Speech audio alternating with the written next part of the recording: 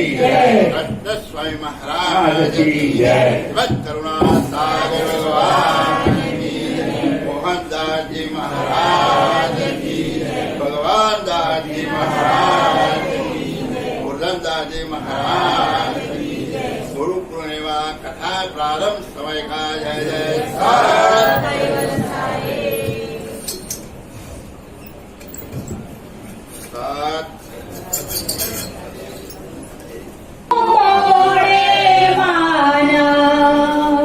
गुणातीत गुण में राखी ना राखे मन में मोरखी। આજે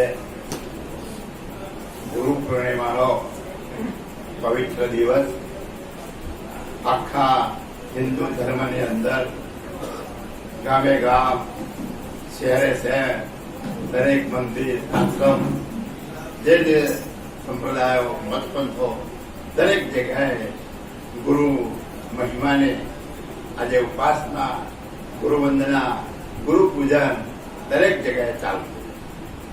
આજનો દિવસ એક પવિત્ર અને પાવન દિવસ ગણવામાં આવે. કેમ કે જે ગુરુનો જે મહિમા એ આજ સુધી ગુરુનો મહિમાનો પૂરું વર્ણન કોઈ કરી શક્યા નથી. ઘણા મહાપુરુષોએ તો એવી ચોપાઈ બનાવી કે સાગરની રોશનાઈ કરું જેટલી વનસ્પતિ કહી શકતો નથી. શેષ શારદા સરસ્વતી પણ ગુરુના મહિમાની વાત કરી શકતા નથી. એવો આજ પવિત્ર ગુરુ મહિમાનો દિવસ. અને આ ગુરુ મહિમાના દિવસે દયાળુ આપણે જે આ જગતની અંદર આવ્યા છે એના માટે મહાન સજાનદાન સ્વરૂપ સર્જનહાર માલિક કૈવલ કરતાના પાટવી હંસ પરમ વિશેષ હંસ જેના આપણે પરમ ગુરુ તરીકે ઓળખીએ એ મહાપુરુષ આ ધરતી ઉપર ગુરુદેવ દેશની ભૂમિ ઉપર સારસા ગામની અંદર સારસાથી બાજુમાં વનખંડીની અંદર મહાસુદ બીજના દિવસે પ્રગટ થયા અને એમણે આ ગુરુના મહિમાની વાત કરી અને ગુરુ શું આપે છે, ગુરુ કયું જ્ઞાન આપે છે એનો મહિમા આપણને સમજાયો અને એ મહિમા આજે આપણે ગાવાનો છે અને સાંભળવાનો. તો આવા જે પરમ વિશેષ હંસ દયાળુ પરમ ગુરુ કરુણા સાગર એમણે જે 15 ગ્રંથોની જે રચના કરી એ ગ્રંથોની રચનાની અંદર બે વસ્તુ ઓળખાવા માટે આવ્યા છે કે આ શરીરને ચલાવનાર તું કોણ અને આ જગતનો બનાવનાર સર્જનહાર કોણ. બાકી આખા વિશ્વનું જ્ઞાન જગતના બધા જ મહાપુરુષોએ વર્ણવી નાખેલું છે, ગાયેલું છે. આખા કૃતની એકની શોધ અને સંશોધન કરી અને દરેક મહાપુરુષોએ એનું વર્ણન કરેલું. પણ આ બે મુદ્દા જે બાકી હતા એના માટે દયાળુ અહીં આવી અને આ જ્ઞાન આપ્યું. તો એ દયાળુ પરમ ગુરુ કહે છે કે આજે જે ગુરુનો જે મહિમા છે તો એ ગુરુ કેવા હોવા જોઈએ, કેવા ગુરુનું પૂજન હોવું જોઈએ, કેવા ગુરુનું સ્મરણ હોવું જોઈએ, કેવા ગુરુના વચનોનું માન્ય રાખી અને એમના બતાવેલા માર્ગે ચાલવું જોઈએ. તો કે છે ગુરુ ખરા જે આપે જ્ઞાન, ગુરુ ખરા જે આપે જ્ઞાન. દરેક મહાપુરુષ દરેક ગુરુ જ્ઞાન તો આપે જ છે. તો અહીંયા બાપજાન કેમ બોલ્યા કે ગુરુ ખરા જે આપે જ્ઞાન પ્રકૃતિનું મોડેમાં. કયું જ્ઞાન આપે કે ભાઈ જ્ઞાન તો જગતના દરેક મહાપુરુષે કથ્યું છે, પણ આ શરીરને ચલાવનાર જેને જીવ કહેવામાં આવે છે, કોઈ આત્મા કહે છે, કોઈ ચૈતન્ય કહે છે, આપણે એને અંશ કહી દઈએ. તો આ મુદ્દો શું છે એનું જ્ઞાન આપી અને આ જગતનો ખરેખર સર્જનહાર માલિક કોણ છે એની ઓળખ આપવા માટે આ જગતમાં જેટલું પ્રકૃતિનું જ્ઞાન, જે ઉત્પન્ન થયેલા કૃતનું જ્ઞાન છે એ જ્ઞાન તરફથી તમારી ચાહના, તમારા વિચાર, તમારી માનંદી ફેરવી અને આ મુદ્દા પ્રત્યે લઈ જાય એ ગુરુ, ખરા ગુરુ જે આપે જ્ઞાન, આ જ્ઞાન જે આપે એ સાચા ગુરુ. કેમ સાચા? બધા ગુરુઓ સાચા જ છે, પણ ક્યાં સુધી? એમની હદ સુધી સાચા. કોઈ ખોટું શીખવાડ્યું નથી, પણ એની જે હદ છે એ હદ સુધી સાચા છે. પણ આ બે મુદ્દા આ જગતમાં કોઈએ તાળી બતાવ્યા નથી, એને લઈ રહ્યા છે. એટલે કે છે કે પ્રકૃતિનું મોડેમાં ગુણાતીત ગુણમે નથી. આવો જે મુદ્દો જે છે, આ શરીરને ચલાવનાર જે ચૈતન્ય વસ્તુ છે અને જે સર્જનહાર માલિક છે એ ગુણાતીત રજોગુણ, તમોગુણ, સત્વગુણ, આ 3 ગુણથી આખું જગત વિધાયેલું ક્રિયા કરી રહ્યું છે. એ ક્રિયામાંથી બાદ કરી અને જેટલા તત્વો ઉત્પન્ન થયા છે એ તત્વાતીત જે મુદ્દો છે, ગુણાતીત ગુણમે દે રખી. આવો જે ગુણોથી પર, તત્વોથી પર તમારું જે સ્વરૂપ છે એ અને જગતના વિશે આખા જગતને બાદ કરતા, દરેક તત્વોને બાદ કરતા આખું જે સર્જનહાર માલિક, જે કરતા માલિક છે એને આ બે મુદ્દાને ગુણમે દે બતાવ્યું. આ ગુણો વાળું તમારું જે શરીર છે અને આ શરીર લઈને તમે આયા છો, આ ગુણો વાળા શરીરની અંદર તમે છો અને આ ગુણો વાળા શરીરમાં રહી અને એ તત્વાતીત મુદ્દા જે ઓળખ આપો એને ગુણાતીત ગુણમે દે ના રાખે મનમે મોરથી.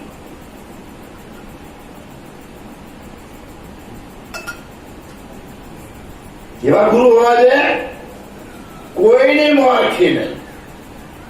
આપણે બધા જ મોરખીઓથી બહાર નીકળતા નથી. મારા આમ જવું હતું પણ ફલાણા ભાઈએ કહ્યું એટલે મને આ બધું જવું પડે.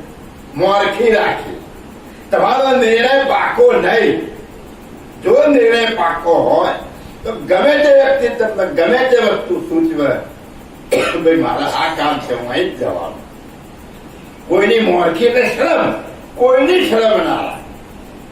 તો આવી શરમ રાખ્યા સિવાય જે ગુરુ ઠેઠ નિરંજન પુરુષ સુધી, બ્રહ્મ સુધીના પુરુષોના જ્ઞાનની મોરખી રાખ્યા સિવાય આ મુદ્દો જે તમને સમજાવે એ સાચા ગુરુ.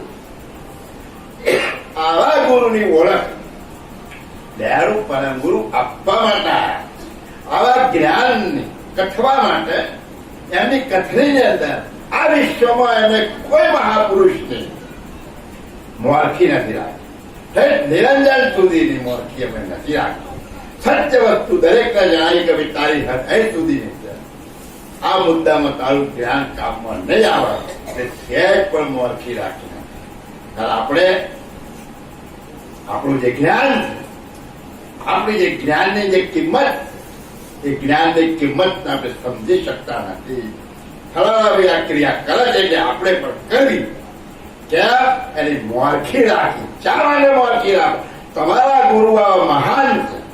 તમારા ગુરુના મુખમાંથી જે જ્ઞાન નીકળ્યું છે, જે રહેણી કહેણી નીકળી છે, જે ઉપાસના વિધિ જે કરવાની બતાવી છે એ કરો. શા માટે બીજા પુરુષની મોરખી રાખો?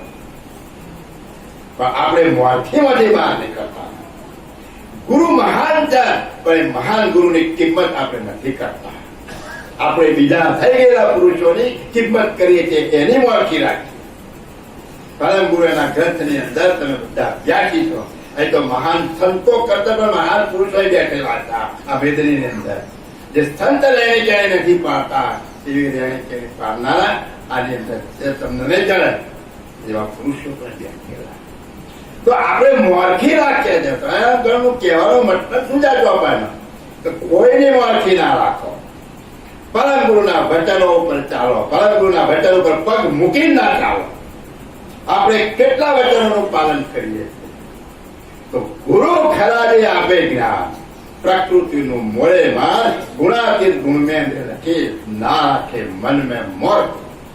તો તમારા પણ જો ગુરુના પગલે ચાલવું હોય, ગુરુ બતાવે એના રસ્તે ચાલુ હોય, તમારા સ્વરૂપને ઓળખવું હોય, તમારા સર્જનહાર માલિકની સાથે એકતા કરવી હોય, એના સાનિધ્યમાં રહેવું હોય, તો ગુરુએ જે માર્ગ બતાવ્યો એ માર્ગે ચાલો. બીજો કોઈ બતાવનાર ગમે તે આવે તો આજ સુધી આ અડધો કલ્પ વીતી ગયો. મહાપુરુષો જેને થઈ ગયા, જેને સ્વર્ગમાં જવાની સીડીની આશા રાખી હતી, જેને ખારા સમુદ્રને મીઠો કરવાની આશા રાખી હતી, આવી જેની કલ્પનાઓ હતી, એવા પુરુષો પણ જતા રહ્યા.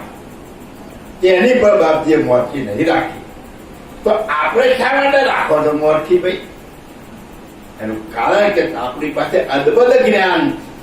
આપણી પાસે કેવું જ્ઞાન છે? અદભુત જ્ઞાન છે. તમે અભ્યાસ કરો ગ્રંથોનો. ગ્રંથ કે સાચું, હું કહું કે બીજો કોઈ પુરુષ કે નહીં સાચું. ગ્રંથનો અભ્યાસ કરો અને ગ્રંથમાંથી સમજવાનો પ્રયાસ કરો. કારણ કે બાપજીએ કહ્યું છે કે આ ગ્રંથ એ મારું બીજું સ્વરૂપ છે. આ ગ્રંથમાંથી હું તમને મળીશ. આ ક્યાંથી મળીશ? આ ગ્રંથમાંથી હું તમને મળીશ. તમારી ખોજી વૃત્તિ હોવી જોઈએ, તમારી આદત હોવી જોઈએ. એ વસ્તુ પ્રાપ્ત કરવા તમને ઉત્કંઠા જાગવી છે. તપત ત્રાપ વેહન કી ભટિયા અહર્નિશ અંતર વિરહની અગ્નિ લાગવી જોઈએ આ મેળવવા માટે. તો આ ગ્રંથમાંથી દરેક નો અધિકાર છે. સ્ત્રી હોય કે પુરુષ હોય, વૃદ્ધ હોય કે જુવાન હોય, બાળક હોય, કોઈ બી હોય, દરેકને પ્રાપ્ત થવાનો અધિકાર છે. અને આમાંથી પરમ ગુરુ એને ગતિ ચોક્કસ આપે. પણ આપણે પરમ ગુરુના ઉપર ભરોસો નથી, બીજા મહાપુરુષોના વચનો ઉપર ભરોસો છે. આ ગુરુ મહિમાનો દિવસ છે. હું ગુરુની જે બોલ્યા છે એ જ વાણી બોલીશ. મારા ઘરની હું બોલતો નથી. કદાચ કોઈને એમ થાય કે ભાઈ આ કામ તમારા ગ્રંથ પકડી જોવાનો ને એમાંથી કઈ નીકળતો મને કહેવાનું. પરમ ગુરુ જે બોલ્યા એ જ કથા કરવાની, એ જ સંભળાવવાનું અને એ જ ન્યાય ચાલવાનું. હું એ બોલું છું પણ મારે એમાં આખી રાખવી પડે જબરદસ્તી. શું થાય? એટલે આ બધી પરિસ્થિતિને સમજવાનો પ્રયત્ન કરવાનો. આ કોઈ ટીકા કે એ નથી. આપણે શા માટે સંપ્રદાયમાં આવ્યા? હું કોણ અને મારો પતિ કોણ એની ઓળખ કરવા માટે આવ્યા. તો એની ઓળખ ક્યારે થશે? પરમ ગુરુના કહેલા વચનોના જેમ તેમ સમજીને જો ચાલીશું તો ચોક્કસ ગમે તેવો છે, અભણ છે, અંગૂઠા છાપ છે, પણ કથા શ્રવણ કરીને એ રસ્તે ચાલશે તો એનું કલ્યાણ થશે. પરમ ગુરુએ કહ્યું છે. એટલે દયાળુ કહે છે કે આવા જે ગુરુ છે તો એના શિષ્યો પણ આવા હોવા છે. શી કરે ના દેવા. બાપજી કહે છે કે હું જયારે સભા મંડપ ની ભરી બેઠો હતો ત્યારે સિંહ ગર્જના ગિરાય, સિંહ ગર્જનાથી હું વાત કરતો હતો. હું કોઈનાથી ડરતો નથી. આ જગતની અંદર નિરંજનથી પૂરી સુધી અહીં સુધી જેટલા દેવી દેવતાઓ અવતારી પુરુષો થઈ ગયા, પેગંબર ઓલિયા ફકીર સંતો મહાંતો ઋષિ મુનિઓ જે કોઈ થઈ ગયા એ બધા ઉદ્દનિક છે, વંદનીય છે, પણ આ જ્ઞાન આગળ એમનું ઝીરો છે. એટલે દયાળુ કહે છે તો ગુરુ ખરા જે આપે જ્ઞાન પ્રકૃતિનું મોડેમાં ગુણાતીત ગુણ મેં દે રખી ના રાખે મન મેં મોણથી. તો તમારા જો આ વસ્તુ પ્રાપ્ત કરી હોય તો પરમ ગુરુ જે રસ્તો બતાવ્યો છે એ રસ્તે જ ચાલુ કરજો. હા, અગમ ગતિ બોલું છું બોલા, લક્ષ્ય ગાઢાલ હદ તોલા, શ્રોતા સૌ સન્મુખ ચિત્ત રાખો, શબ્દ મારા જે ગ્રહી શકો. અગમ ગતિ બોલું છું બોલ.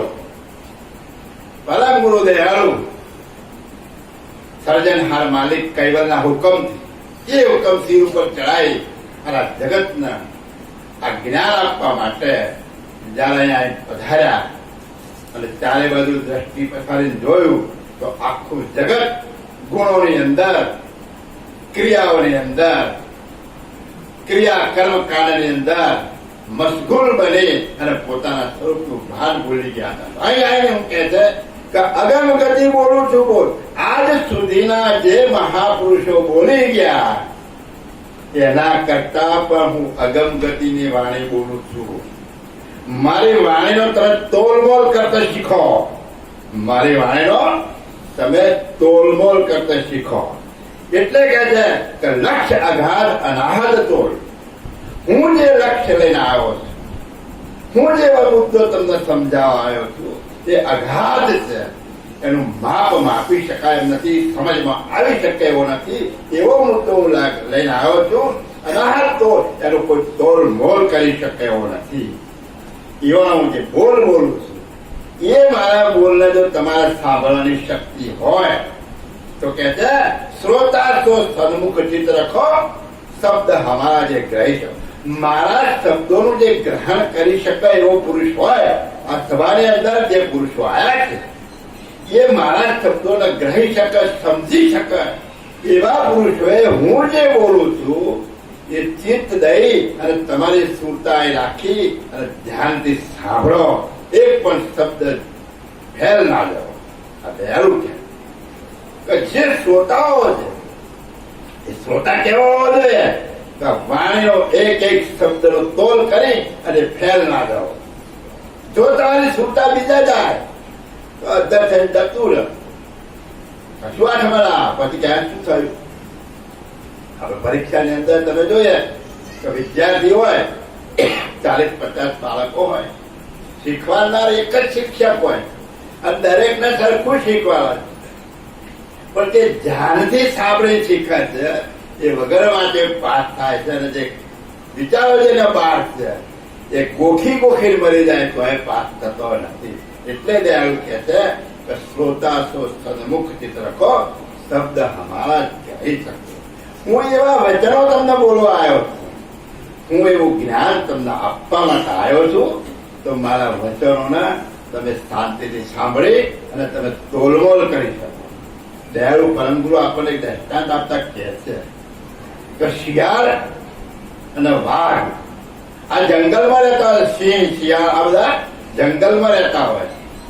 એ દિવસે કોઈને દેખા દેતા નથી. આ બધા નિશાચર છે. રાતે જ બધા બહાર નીકળે, દિવસે આરામમાં હોય. પણ જયારે અવાજ કરે ત્યારે આપણે એને જોયો નથી કે કોણ છે, પણ એ અવાજ ઉપરથી આપણે એને બતાવીએ કે ભાઈ આ શિયાળ બોલ્યું અને આ સિંહ બોલ્યું. શેના ઉપરથી કહ્યું? એના અવાજ ઉપર.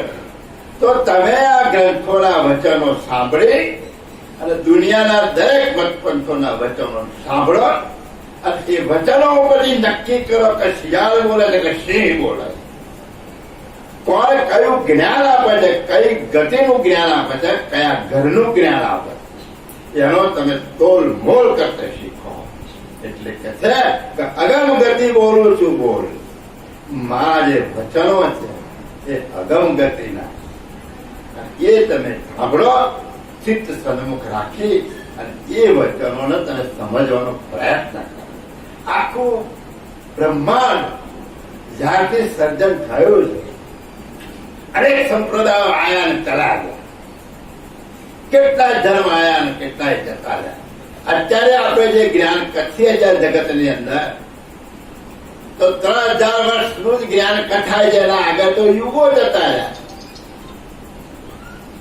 કેટલો સમય થયો આ સૃષ્ટિને બને કોઈને ખબર નથી. આપણે જે સાલ ગણીએ છીએ એ તો આપણે કોઈ મહાપુરુષ, આપણે 2078 તો વિક્રમ રાજાથી શરૂ થઈ છે. હિન્દુ ધર્મની સાલ નથી. 1437 વર્ષ તો મુસ્લિમ ધર્મની મોહમ્મદ પૈગંબરે સ્થાપના કરી, ત્યારથી ચાલુ થઈ છે. ઈસુ ખ્રિસ્ત ઈસવીસન 2021 તો ઈસુ ભગવાન જે થઈ ગયા એમણે જે ઈસવીસન ચાલુ કરી ત્યાંથી ચાલશે. હિન્દુ ધર્મની કોઈ તારીખ વાર નથી. 2078 કે શાલિવાહન શાકે જે છે એ રાજાઓના તરફથી ચાલુ થઈ. પણ હિન્દુ ધર્મ કેટલો જૂનો છે એની કોઈ ગણતરીના વર્ષો આપણી પાસે નથી. એટલે આપણે જે કઈ જ્ઞાન કથીએ છીએ એ બધું જ આ 2-3 હજાર વર્ષનું જ કથીએ છીએ. એના પહેલા કેટલાય સંપ્રદાયો આયા છે, ધર્મ પંથ થપાયા છે અને જતા રહ્યા. દાખલા તરીકે યહૂદી ધર્મ ખરાબ થઈ ગયો, મુસ્લિમ ધર્મ બન્યો. આ ઈરાનમાં જે અગ્નિની પૂજા કરતા હતા એ ધર્મ ખતમ થઈ ગયો ને બધા મુસલમાન બની ગયા. પરિવર્તન અને પરિવર્તન એટલે કહેવાનો મતલબ કે આ જગત ઉપર ઘણા મહાપુરુષો આવી ગયા, ઘણું ઘણું જ્ઞાન કથી ગયા. પણ દયાળુ પરમ ગુરુ કહે છે કે આ હું જે જ્ઞાન તમને સમજાવું છું એનો તોલમોલ કરી અને તમે સમજતા શીખો. હા, વિશ્વ તણાવેતા જેટલા શાસ્ત્રના કરતા તેટલા પ્રથમ ખટ શાસ્ત્રના કહું નામ રૂપ ગુણ જેના લહું. અહીંયા વાતથી શું કહે છે કે વિશ્વ તણા વેતા જેટલા, આ વિશ્વની અંદર જેટલા વેતા પુરુષો થઈ ગયા, જેટલા સંપ્રદાયો થઈ ગયા, લગભગ 43,840 સંપ્રદાયો મતપંથો છે આ વિશ્વની અંદર. કેટલા? 43,840. એક સર્વે આવ્યો હતો, એમાં આટલા બધા મતપંથો અને સંપ્રદાયો ચાલી ગયા. તો વિશ્વ તણા વેતા જેટલા, તો આ વિશ્વની અંદર જેટલા વેતા પુરુષો થઈ ગયા, જેટલા મતપંથો છપાયા, જેટલા ધર્મની સ્થાપનાઓ થઈ, જેટલું જેટલું જ્ઞાન આપવામાં આવ્યું, એ બધાની અંદરથી હું વીણીને કેટલા કહું છું કે શાસ્ત્રના કરતા જેટલા. તો એ બધા જે કઈ લખ્યું છે બધા શાસ્ત્રો, ધર્મ પુસ્તકો. શું કહે? શાસ્ત્રના કરતા જેટલા, જેટલા વેતા થાય અમને બધા કઈ નું કઈ ધર્મ પુસ્તક સ્થાપ્યું છે અને એના કરતા થયા છે. પણ બાપજી કહે છે કે પ્રથમ ખટ શાસ્ત્રના કહું નામ રૂપ ગુણ જેના, એમાં જે 6 શાસ્ત્રો છે એ શાસ્ત્રોના વેતાની વાત તમને કરું. મતપથો ઘણા છે, ધર્મ પુસ્તકો ઘણા છે, એમાં મુખ્ય જેને જ્ઞાની કહેવામાં આવે એવું જે જ્ઞાનની જે રચના કરનારા જે છે એવા 6 શાસ્ત્રો છે. કેટલા છે? 6 શાસ્ત્રો. હવે આ 6 શાસ્ત્રની રચના થઈ ક્યાંથી? તો 4 વેદમાંથી. ક્યાંથી થઈ? 4 વેદમાંથી. આપણી હિન્દુ સંસ્કૃતિની અંદર મૂળ પાયો વેદાંતનો, વેદ ધર્મનો. આપણો મૂળ પાયો કયો છે? વેદ ધર્મનો. અને એ વેદની રચના કરનાર બ્રહ્માજી એની રચના કરે છે. અને બ્રહ્માજીએ 4 વેદની રચના કરી. કેટલા? 4 વેદોની રચના કરી. યુગવેદ, યજુર્વેદ, સામવેદ, અથર્વવેદ. આ 4 વેદોની એમની રચના કરી. અને આ રચના કરતા કરતા આખા બ્રહ્માંડનું જ્ઞાન જેટલું ઉત્પન્ન થયેલું છે, એમની દ્રષ્ટિ, એમની ગમગતિ જ્યાં સુધી પહોંચી ત્યાં સુધીનું બધું જ જ્ઞાન વેદોની અંદર એમને બતાવ્યું. અને એ બતાવતા બતાવતા છેલ્લે બ્રહ્મપદ સુધી, આપણા હિન્દુ ધર્મની અંદર બ્રહ્મનું મહત્વ બહુ છે. અને એ બ્રહ્મ છેલ્લામાં છેલ્લું પદ, ત્યાં સુધી એમની દ્રષ્ટિ ગઈ.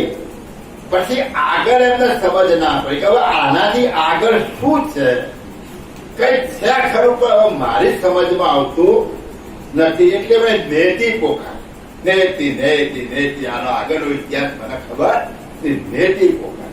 હવે જયારે નેતિ પોકારી એવા મહાપુરુષ 4 વેદોની જે રચના કરી, અને એ 4 વેદોમાંથી જો 6 શાસ્ત્રની રચના થઈ હોય તો કુવામાં ના આવે તો અમારામાં ક્યાંથી આવે?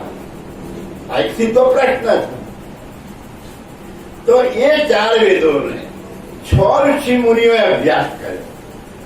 અને એ 6 ઋષિ મુનિઓએ અભ્યાસ કર્યો, એમાં 6 મત પડ્યા. કેટલા પડ્યા? 6 મત. અને એ 6 મતના જે શાસ્ત્ર રચાયા એના 6 શાસ્ત્રો ગણવામાં, 6 શાસ્ત્રોની રચના થઈ. એવી જ રીતે પરમ ગુરુએ જે આપણા 15 અને +3 અચરજબાનો એક અને નારાયણદાસ પાસેના જે 18 ગ્રંથોની જે રચના છે, હવે એ 18 ગ્રંથોનો અભ્યાસ ઘણા જ્ઞાની પુરુષો આપણે અહીંયા કરીએ છીએ અને આ 4 વેદમાંથી 6 ઉભા થયા તો આપણા આવા પંચવેદમાંથી કેટલા ઉભા થાય? થવાના ફળાવેલા થવાના. કેમ? જ્ઞાન માર્ગ એક શબ્દના ઘણા બધા અર્થ થતા હોય. કયા પુરુષે કયા શબ્દોનો અર્થ ક્યાં ઘટિત કર્યો છે એ દરેક પોતપોતાની રીતે પોતાને જે સમજ પડે, પોતાને જે ગુરુની ગમગતિ મળી હોય એ રીતે એનો મુદ્દો ત્યાં આગળ એને રજૂઆત કરી અને તમને સમજાવવાનો પ્રયત્ન કરે. એટલે એમાં પણ મત મતાંતરો ઉભા થાય. હવે એ મતાંતરોના હિસાબે જો તમે અલગ અલગ પડશો તો એ મતાંતરોના લીધે તમે તમારું પદ નહીં સમજી શકો. પણ એ મતાંતરને એક બાજુ મૂકી અને તમને લક્ષ્ય કયો આગળ છે, તમારી માટે લક્ષ્ય મંત્ર કયો છે અને એ લક્ષ્યના ખુલાસાની અંદર તમને તમારું સ્વરૂપ બતાવ્યું છે. એને પ્રાપ્ત કરવા માટે દયાવીએ રીત બતાવી છે એમાં મથો એટલે તમે એ સીધો એ વસ્તુ પ્રાપ્ત થશે. આ જ્ઞાન ગ્રંથોનો અભ્યાસ જરૂરી છે. પાછા કોઈ એમ ના કરતા કે અમારા વાતો એવું કરવું જરૂરી છે, સમજ માટે જરૂર. પણ એ મતાંતરને વાત કરી અને તમે તમારા સ્વરૂપે થવાનો પ્રયત્ન તો કેવી રીતે થવાય? તો એ જ્ઞાન દયાળુએ આ ગ્રંથોની અંદર ભરપૂર આપણને આપ્યું અને કોઈનો વિશ્વાસ રાખ્યા સિવાય પરમ ગુરુ પર વિશ્વાસ રાખી અને તેના વચનોનો ગુરુમાં ઉતારી અને કામ કરેલા. ઊંધું થશે તો સીધું એ કરશે. સજાન પુરુષ વિનંતી સર્વજ્ઞ સાક્ષાત. એ સજાન પુરુષ તમે કઈ પણ કરો છો તો એ જાણે. પણ એનો અર્થ પાછો એવો નહીં લેવા કે એ જે કહેવાયા છે એનાથી ઊંધું કરવું. જેમણે ના કહ્યું હોય અને તો એ બધું જાણે જ છે, મારે તે માથું દબાઈને પછાડવું છે. તો પેલો કહે હું તને શું કહું છું, તું શું કરે છે? એટલે પોતે દુઃખી થાય કે હું શું કહેવા આવ્યો છું અને મારા ભક્તો કયા રસ્તે ચાલ્યા. એટલે તમારા લક્ષ્યની અંદર જે તમને જે મુદ્દો બતાવ્યો એ મુદ્દાને કઈ રીતે પ્રાપ્ત કરવો, કઈ રીતે સ્મરણ કરવું, એ સ્વરૂપે કેવી રીતે થવું એનું જ્ઞાન જે આપણને ગ્રંથમાં બતાવ્યું, અગાધ બોધમાં જ બતાવ્યું છે. કાબ કે કાજ ઉપાસના બરની રહેત કલાગત નારે નરની ગુરુ કે બોધ વચન કે દરના લક્ષ્ય આરાધન અહોનિશ કરના. તમને જે લક્ષ્ય આપ્યો એનું અહોનિશ આરાધન તમારી સતત સ્ફૂર્તા ત્યાં ચોંટાડી રાખ. કામ કરતા હરતા પડતા ચાલતા બોલતા દેતા તમે કૈવલ કૈવલનો જાપ જપો. અંગૂઠા થાપ હોય, આ પ્યારી બહેનો કરી ભણ હોય, વૃદ્ધ થઈ ગઈ હોય ને આ કંઠી બજાવે એનું કલ્યાણ ક્યાં થાય? આ ગ્રંથ ના વાંચો તો કલ્યાણ ના થાય. એવું ખરા કે ભાઈ તત્વો જાણ્યા છે કેવી રીતે મુક્તિ મળશે? તો એમને તો ફેરો પડવા ના. શ્રદ્ધાથી જો કૈવલ કૈવલ કરશે તો પરમ ગુરુએ મોહર મારેલી છે કે તમે શ્રદ્ધાથી કૈવલ કૈવલ કરશો. કૈવલ કૈવલ કરવાનું કીધું છે, બીજું કરવાનું કીધું ને. તો સંતને જે ગતિ આપું છું એ ગતિ હું એને પણ આપીશ. આ બધા મર્મવાળી ભાષા. ગુરુ શું આપે છે? ગુરુ ગમ આપે. શું આપે આપણને? ગુરુગમ, ગુરુ ભેદ. ગુરુગમ કોને કહેવાય આપણે એ સમજીએ. ઘણા ગુરુગમની વાતો જુદી રીતે કરતા હોય, તમને ચક્કરમાં નાખી દે. બહુ સીધી વાત છે. ગમ એટલે ભાઈ તને ગમ પડી કે નહીં? તો શું થયું એનો મતલબ કે ભાઈ સમજ પડી કે નહીં? ગમ એટલે સમજ. તો જે વસ્તુની જગતને ખબર નથી એ વસ્તુ તમને સમજાવાયા એટલે એની તમને સમજ આપી એટલે ગુરુની ગમ. હવે આ ગુરુની ગમ તમારે કોઈને કેવી ને એ મુદ્દો છે. કેમ? એની કિંમત ના. એની જે કિંમત છે. અત્યારે કોઈ લખપતિ હોય અને એના છોકરા હોય તો એ લાખો કરોડ રૂપિયાની કિંમત એના ના હોય, એ ફાવે એમ ઉડાવતા. પણ બાપો એટલા પૈસા હોવા છતાં એની કિંમત છે, મહેનતથી મળ્યું. તો જેમ તેમ મળી જાય એની કિંમત કોઈ હોતી નથી, પણ મહેનત આળસથી મારે કંઈક મેળવવું છે એવા ભાવથી તમે આયા હોય અને એ ભાવ લઈ તમે જો લક્ષ્ય મંત્ર લીધો હોય અને એનો ખુલાસો સાંભળ્યો હોય તો એની કિંમત આપણે ઠીક છે. કોઈ એમ છે કે આપણે આપણા સંપ્રદાયની વાત કરીએ, ના, બાપજી કહ્યું છે કે મોરથી કોઈની નહીં રાખ, સાચું છે કહેવાનું. ગંગા સતી પાનભાઈ જેસલ તોરલ લાખો લોયન જલારામ બાપા થઈ ગયા, વિઠ્ઠલ વિઠ્ઠલ વિઠ્ઠલા થઈ ગયા, સંત વિઠોબા થઈ ગયા, તુકારામ થઈ ગયા, ગુરુ ગોવિંદ સિંહ થઈ ગયા, કયા મહાપુરુષો થઈ ગયા. કેમ? ગુરુના વચન ઉપર વિશ્વાસ. મેરું તો ડગે પણ જેના મન ના ડગે ભલે ને ભાગી પડે બ્રહ્માંડ. હા, મેરું એટલે પર્વત બધા ડોલો ખરો. તો ગંગા સતી કહે એ ભલે ડોલે પણ તારું મન ના ડોલવા જાય. તો કેટલો અતર વિશ્વાસ. આવો વિશ્વાસ તમને ગુરુના વચન ઉપર છે કે ડોલી ગયા છે આપણે બધા? જે નથી ડોલ્યા અને જે પુરુષે જે વસ્તુ આપી છે ત્યાં સુધી પહોંચ્યા. ધન્યવાદ છે મહાપુરુષો. બાપજીએ વર્ણન કર્યું છે કે આવા મહાપુરુષોનો ધન્યવાદ છે કે મારું જ્ઞાન ન હોવા છતાં ઠેઠ બ્રહ્મ પદ સુધી પહોંચ્યા છે. સનકાદિકો હે બધા પહોંચ્યા ને, ઘણા પહોંચ્યા.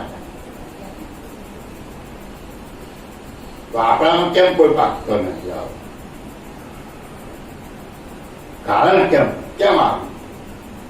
ગુરુના વચન ઉપર વિશ્વાસ નથી, એના પગ મૂકી દીધો અને હાથને જેમ તેમ ફેંકી દીધું. જ્ઞાન એમ થતું છે કે કેમ આમ 100% વાત હું કહું છું ને એ હૃદયના અંદરથી બોલું છું કે એ મર્મને તમે ફેંકી દીધો છે, એના પર વિશ્વાસ નથી. એક વીછીનો મંત્ર હોય અને એ વીછીના મંત્રને સાધ્ય કર્યો હોય તો એનો નિયમ તમારે પાળવો પડે. એક સાપનો મંત્ર હોય અને સાપનું ઝેર જો ઉતારતો હોય, સાપનો ભાન છે મંત્રની, ઝેરનો ભાન છે, ઝેર મારે ઉતરી દઉં એવું ભાન છે, જળ વસ્તુ છે, છતાં એ મનની અંદર બોલે છે, સંભળાવતો નથી તો એ સામેલાનું ઝેર ઉતરી જાય છે.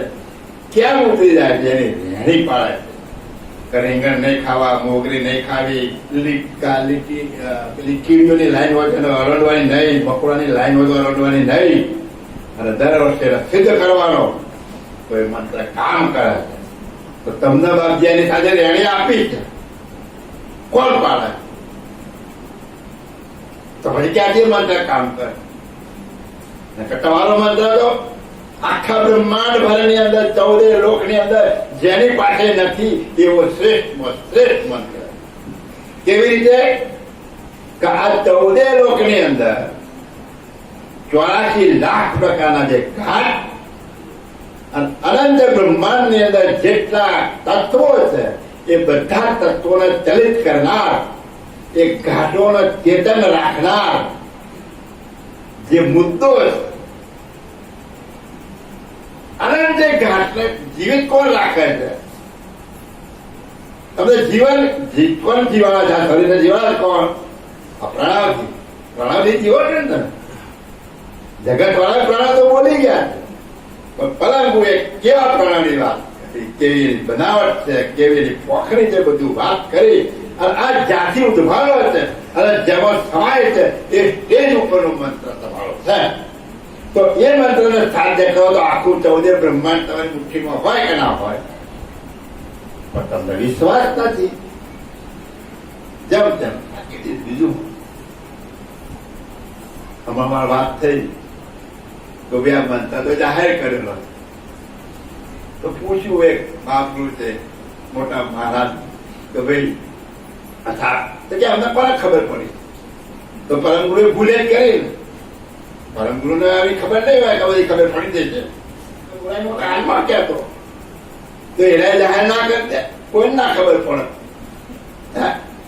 આવો તરફ થાય ના થાય, ના થાય તરફ. પરમગુરુએ ભૂલ કરી. પરમ ગુરુ તો હજારો સોગંદ આપ્યા. એક કબીર સાહેબે સોગંદ આપ્યા. અરે અહીં તમે કંઠી ઉપદેશ લેવા જાવ ત્યાં સોગંદ આપવામાં આવે કે તું આ કોઈ કહેતો નહીં, તું વિચારી રાખજે. તો જે પાકવા છે એનું પાકે છે, અને જે ફટક્યું છે એ ફૂટી જાય છે, નથી પાકતું.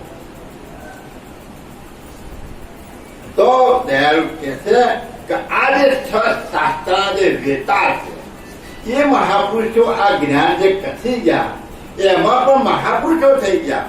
તો મારું જ્ઞાન તો એનાથી અઘાત ગતિ વાળું કોઈ કચ્યું નથી. એવો મુદ્દો હું લઈને આવ્યો. હા, આજ ગુરુનો મહિમા છે. આપણા ગુરુ આવા મહાન છે. આવી મહાન વસ્તુ લઈને આવ્યા, છતાં આપણે એનો દોષ કરીએ. ક્યાંથી મેળ ના પડે. હા, ન્યાય કહે ન્યાયે ચાલતે, નિસ્તર સોઈન્દ્રી જતમતે, મીમાંસા કહે મન વશ કરે, પામે ભોગ સકલથી સરે. ન્યાયશાસ્ત્ર ગૌતમ મુનિએ ન્યાયશાસ્ત્રની રચના કરી અને એમણે કહ્યું કે તમે ન્યાયથી ચાલો, તમે ખરું ખોટું કઈ કરતા નહીં, ન્યાયથી ચાલો અને તમારી ઇન્દ્રિયોને જતમત રાખો. આ ઉપર ઉપરનું વાપરી બોલે. આખું વિસ્તાર કરવા જાય તો એક શાસ્ત્રનો અઠવાડિયું અથવા કથા ચાલે. તો કે તમે ઇન્દ્રિયોને જતમત રાખી અને તમે ન્યાયથી ચાલશો એટલે તમારું કલ્યાણ થઈ જશે. આ મત એમણે કર્યો. મીમાંસા કહે મનવશ કરે, પામે ભોગ સકલ. મીમાંસાવાદી કહે છે કે ભાઈ તમે મનના વશ કરી દો અને મનના વશ કરશો તો દુનિયાના જેટલા ભોગ ભોગવનારા છે એનાથી તમે વિશેષ ગતિ પ્રાપ્ત કરી શકશો. બસ તમે તમારા મનના વશ કરી દો એટલે તમારું કલ્યાણ થઈ જશે. એને આ સમજાય. વેદાંત કહે છે મજવાદી, દિશે કત માયાનું સહી, દ્રષ્ટ પદાર્થ કહેવા કાય, કુવેર નામ રૂપ ગુણ તે માય. વેદાંત કહે છે એમ જ કરતી. તો ત્રીજું વેદાંત શાસ્ત્ર વ્યાસ મુનિએ રચના કરી. શું કહે છે કે દ્રશ્ય કૃત માયાનું. આ બધું દેખાય છે માયાનું કૃત છે. સહેજા સહેજ થાય છે, સહેજા સહેજ ખરમ થાય છે. આનો ઉત્પન્ન કરનાર કોઈ છે જ નહીં. આ એક ભ્રાંતિ છે. આ છે જ નહીં.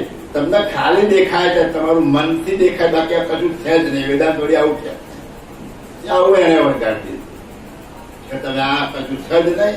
ખાવા એમ કરો, કોઈ તમને પાપ કોઈ લાગતું નથી. જલસા કરો, કશું લાગતું કશું નહીં. બધામાં બ્રહ્મ સિવાય બીજું કોઈ દષ્ટ પદાર્થ કેવા કા.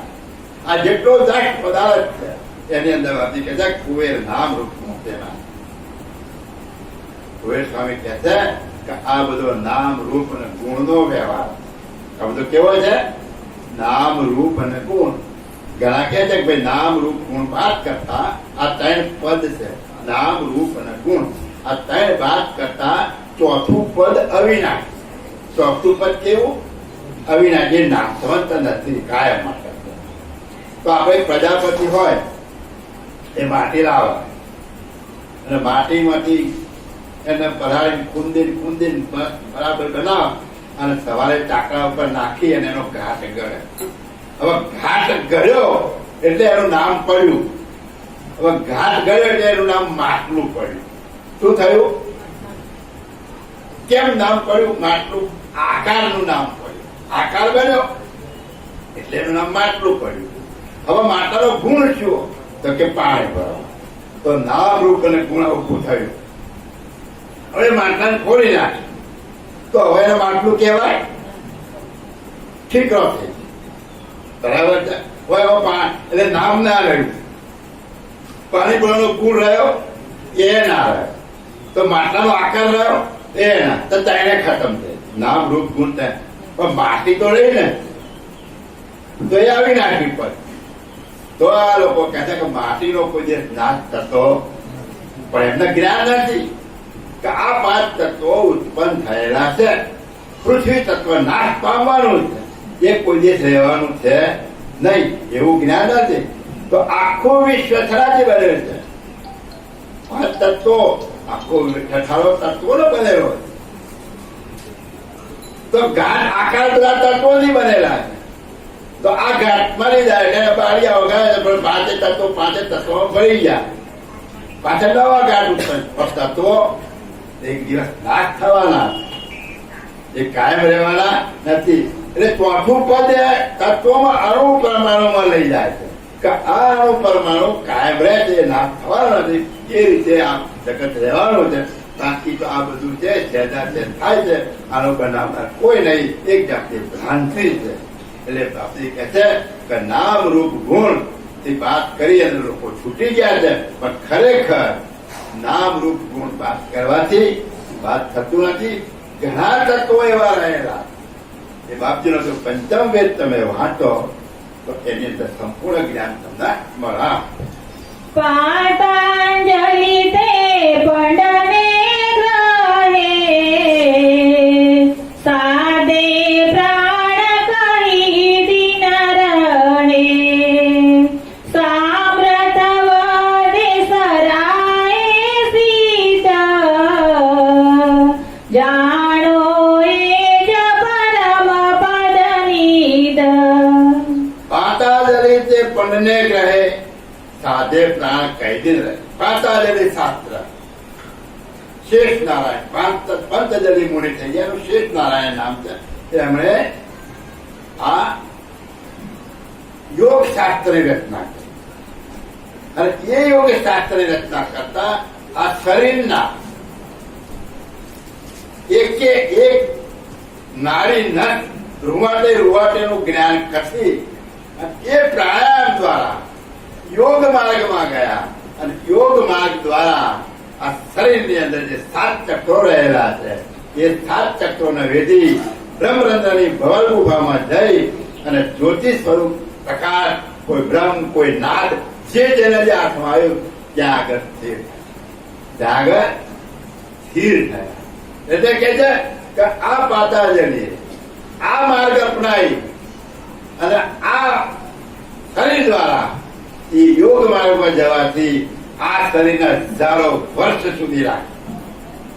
કેટલા સુધી? હજારો વર્ષ સુધી રાખે.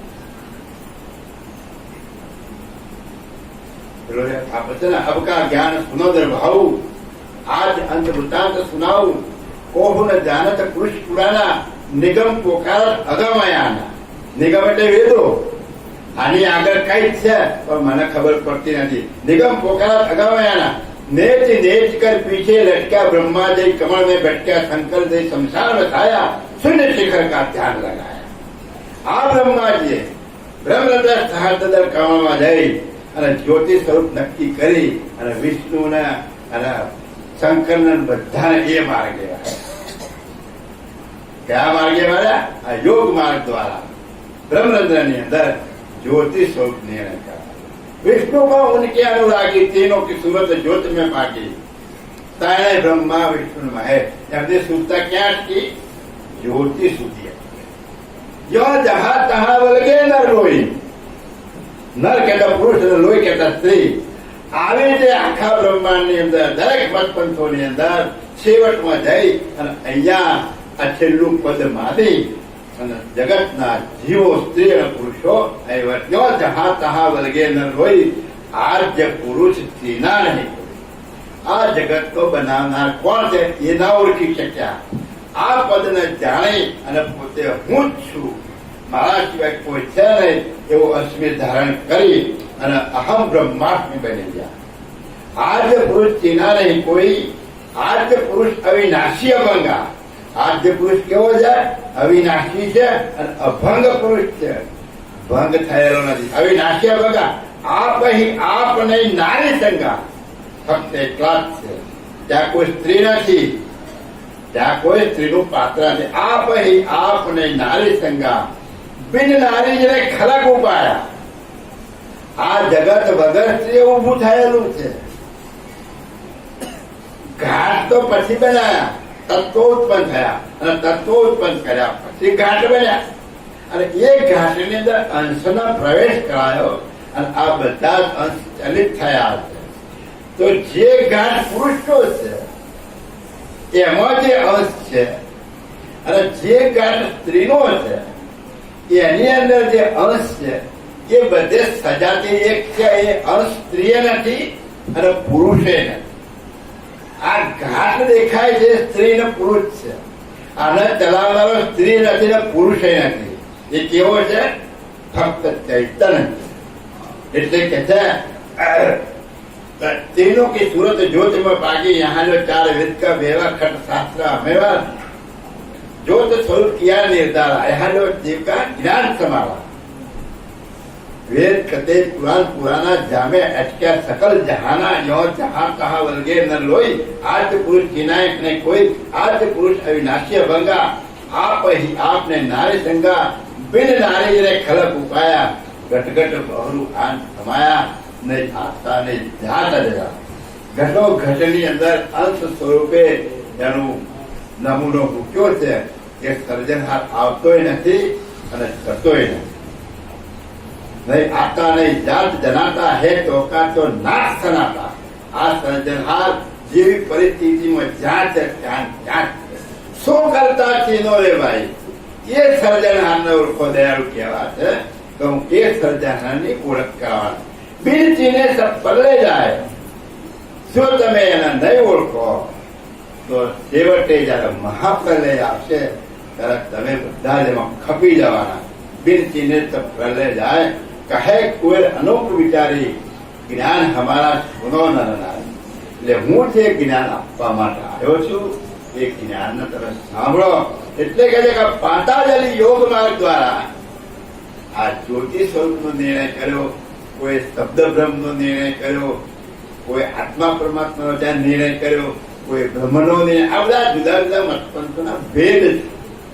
આ નિર્ણય કર્યો તો કે છે કે સામર્થ્ય વધે સરાય છે. અને આ ક્રિયા કરવાથી જે પુરુષો આ યોગ માર્ગની ક્રિયા કરે છે એ સામર્થ્ય પુરુષો. કેવા પુરુષો થાય છે? સામર્થ્યની સામર્થ્યતા એટલી બધી વધી જાય છે કે એ ધારે એવા પરચા આપી શકે. તો જગત કોને માને છે? આ પરચા આપે ને. તો દયાળુ પરમ ગુરુ કે છે, શું કહેવાનું છે પરમ ગુરુનું? કે આવા પરચા પરચી વાળા જ્ઞાનમાં તું ભૂલો ના પડતો, તું અંજાઈ ના જઈ. આવા પુરુષો જગતમાં ઘણા મળશે. કંકુ પાર છે, આમ કહે દૂધ પાર છે. ખાડો ખોદીને દાટી દે તો 50 કિલોમીટર હરેક નિરંજન કરીને નીકળશે. આકાશ માર્ગે ઉઠશે, અલોપ થઈ જશે, અગ્નિ ઉપર ચાલશે, પાણી ઉપર ચાલશે. આવા બધા જ ચમત્કારો તમે આ ક્રિયા કરવાથી તમને પ્રાપ્ત થશે. પણ હું કોણ અને મારો માલિક કોણ એ એમાંથી નહીં જડે તો તું એના પગે લાગી. આવો કોઈ પુરુષ હોય સન્માન કરવું આપણી ફરજ છે. દરેક બેગનું સન્માન કરવું અને વંદન કરવું, પણ એનામાં અંજાઈ નહીં જાય. એ કદાચ આશીર્વાદ આપશે તો તમને સુખ સંપત્તિ મળશે. શું મળશે? સુખ સંપત્તિ, ધન દોલત. તમારો આપણ પણ નહીં ઓળખાઈ શકે. તમને કરતા માલિકની ઓળખ નહીં કરાવી શકે. એટલે આપણે કલ્યાણ શેમાં માનીએ છીએ? સંપત્તિ. સંપત્તિ મળે, સુખ શાંતિ, 4 વ્હીલ આવે, બંગલો હોય, પ્લેટમાં ઉડી જાય, છોકરાઓના હારા વ્યવસાય થઈ જાય, હારા લગ્ન થઈ જાય, બહુ મારો કવ એવી આવી જાય. આવી બધી જ મનોકામનાઓ બધું એમાં પૂરું થાય. પણ પેલું રહી જાય, હું કોણ અને મારો માલિક કોણ એ એમાં જડે નહીં. તો દયાળુ કે છે કે હું તને જે આપવા માટે આવ્યો છું તો નિરંજન પુરુષ સુધી 14 લોકનું રાજ આપતો હોય તું ભૂલો ના પડતો. ફક્ત તારો લક્ષ્ય ઉપર ધ્યાન રાખજે તો હું કોણ, મારો માલિક કોણ. કોઈને મારથી બનાવીશ જો મારી પાસે આવવું હોય તો, જો તારા આપણું જાણવું હોય તો, જો કરતા કૈવલની મોજ લેવી હોય તો કોઈને ભ્રમણામાં ના જઈશ. મારા કહેલા વચનોને પણ માની અને હું જે માર્ગ બતાવું છું એ માર્ગના વચનો પર વિશ્વાસ રાખ. મેં જરા દર વસ્તુ તમને સમજાયું. આપણી બોલે કઈક તો આપણે થાય કે ભાઈ મારું કહેવાનું હું તો અટલ ચડી બેઠો છું માનતો મરાય ને કઈ ખાવો બીજું હે તમને કહેવાયો છું સમજ પડે ઠીક મારે હું પડી છે તમને કહેવાયો છું મારો તો ઠીક ના વાત કઈ ને તમારે ફર્યા કરો જગતમાં. આ ભૂંડ ને પૂંડ ને કૂતરા ઘણા રખડી ખાય એમાં જજો બીજું હું વાત. દયાળુ કેટલા દયાળુ કે આખા જગતના જ્ઞાન આપવા માટે પણ કોઈ સાંભળવા તૈયાર છે. કોઈ આ સંપ્રદાયમાં હોય એ મરી જાય એટલે છોકરો પાછા અંબારીએ ને કાકા આમાં મોજ મળતી નહીં અને પેલા તો આશીર્વાદ આલે એટલે તમારે સારું થઈ જાય કરીને કઈ એ સુખ શાંતિ થઈ જાય એટલે કરી જા એટલે એનું સુખ ભોગવવાનું આપણને ગમે. પેલા સુખ ની આપણને પડી અને એ વાતે કરીને એ સુખ પડે પાડ્યું એટલે આપણને પ્રેમ આનો થાય. જો ખબર હોય એકાદ વખત ચાખી લીધું હોય તો પછી આ બાજુ ના આવી જાય. એટલે ચાખવા માટે જ આ પ્રયત્ન કરવાનો બાકી કરે. એક વખત તું ચાખી લે પછી તું આ સંસારમાં નહીં તારી દ્રષ્ટિ નહીં થાય. આજે કોઈ હાફ કર્યો હોય અને પછી હાફ ઉતારવા જાય થાપ કરે થાપ અને પછી એને ઉતારવા માટે કોઈ એનો ઇલમી હોય એની પાસે જાય અને પછી મંત્ર બોલીને આમ દારૂ મારીને પછી એને લીમડાના પાન ખવડાવો. તે કેવા લાગે છે કે મને તો હજુ મીઠા લાગે એટલે વળી પાછો મંત્ર બોલે અને વળી પાછો ઉતાર પાછળ ફેર ખવડાવો તો કેવા લાગે કે મીઠા લાગે. અને 4-5 વખત પેલો સાપ ઉતાર અને લીમડાના પાન ખવડાવો. પછી જયારે ઉતરી જાય પછી પૂછે કે ભાઈ કેવા લાગ્યા કે મને કડવા લાગ્યા. હવે જરૂરી તો આપણને સંસાર મીઠો લાગે છે કડવો લાગે મધ જેવો લાગે એટલે એનું ઝેર ચડ્યું છે આપણને બરાબર નું. રામ પરમ ગુરુ મંત્ર લઈને આવ્યા છે ઝેર ઉતારવા પણ તમને જે દાડા લીમડાના પાન કડવા લાગ્યા એમ તમને સંસાર કડવો લાગશે એ દાડા ઝેર ઉતરશે તો તમે તમારા પદે પામી શકશો બાકી પામી શકવાના નથી. હા વિશેષીની વિષયે ગાતી કર્મ ધર્મની ધારણતી સ્વર્ગ નરક દેખાડે રાજી પાપ પુણ્ય સુખ દુઃખ કહે બચી. વૈશેષિક શાસ્ત્ર વૈશેષની વિશે ગતિ કર્મ ધર્મ ધારણ એને કર્મ ધર્મમાં વાળી દીધા. કર્મ ધર્મ કરો એટલે તમારા આખો દાવો કરો ને હાજર તમે માફી માંગી લે એટલે માફ. આખો દાવો કરો ને હાજર માફી માંગી લે એટલે માફ. અને કર્મ સારું કરશે એટલે તમારે કલ્યાણ થઈ જશે. એટલે લોકોને કર્મ વાળી દીધા. અને કેવા કર્મ જાત જાતના કર્મ માણસ વિચાર નથી કરતો આ કર્મથી મને કઈ સારું મળશે અને એમાં બહેરણ તો ખાસ પેલો વડલો કે પીપળો એટલા બધા દોડા વેટી ગયા હોય કે એની કોઈ વાત ના હોય. હવે શેના માટે તો પતિ હારો માટે અથવા તો પતિ લાંબુ જીવન. કોઈ પતિને ખબર કે હા લાંબા દાવા જીવાડે એવી છે કે નહીં.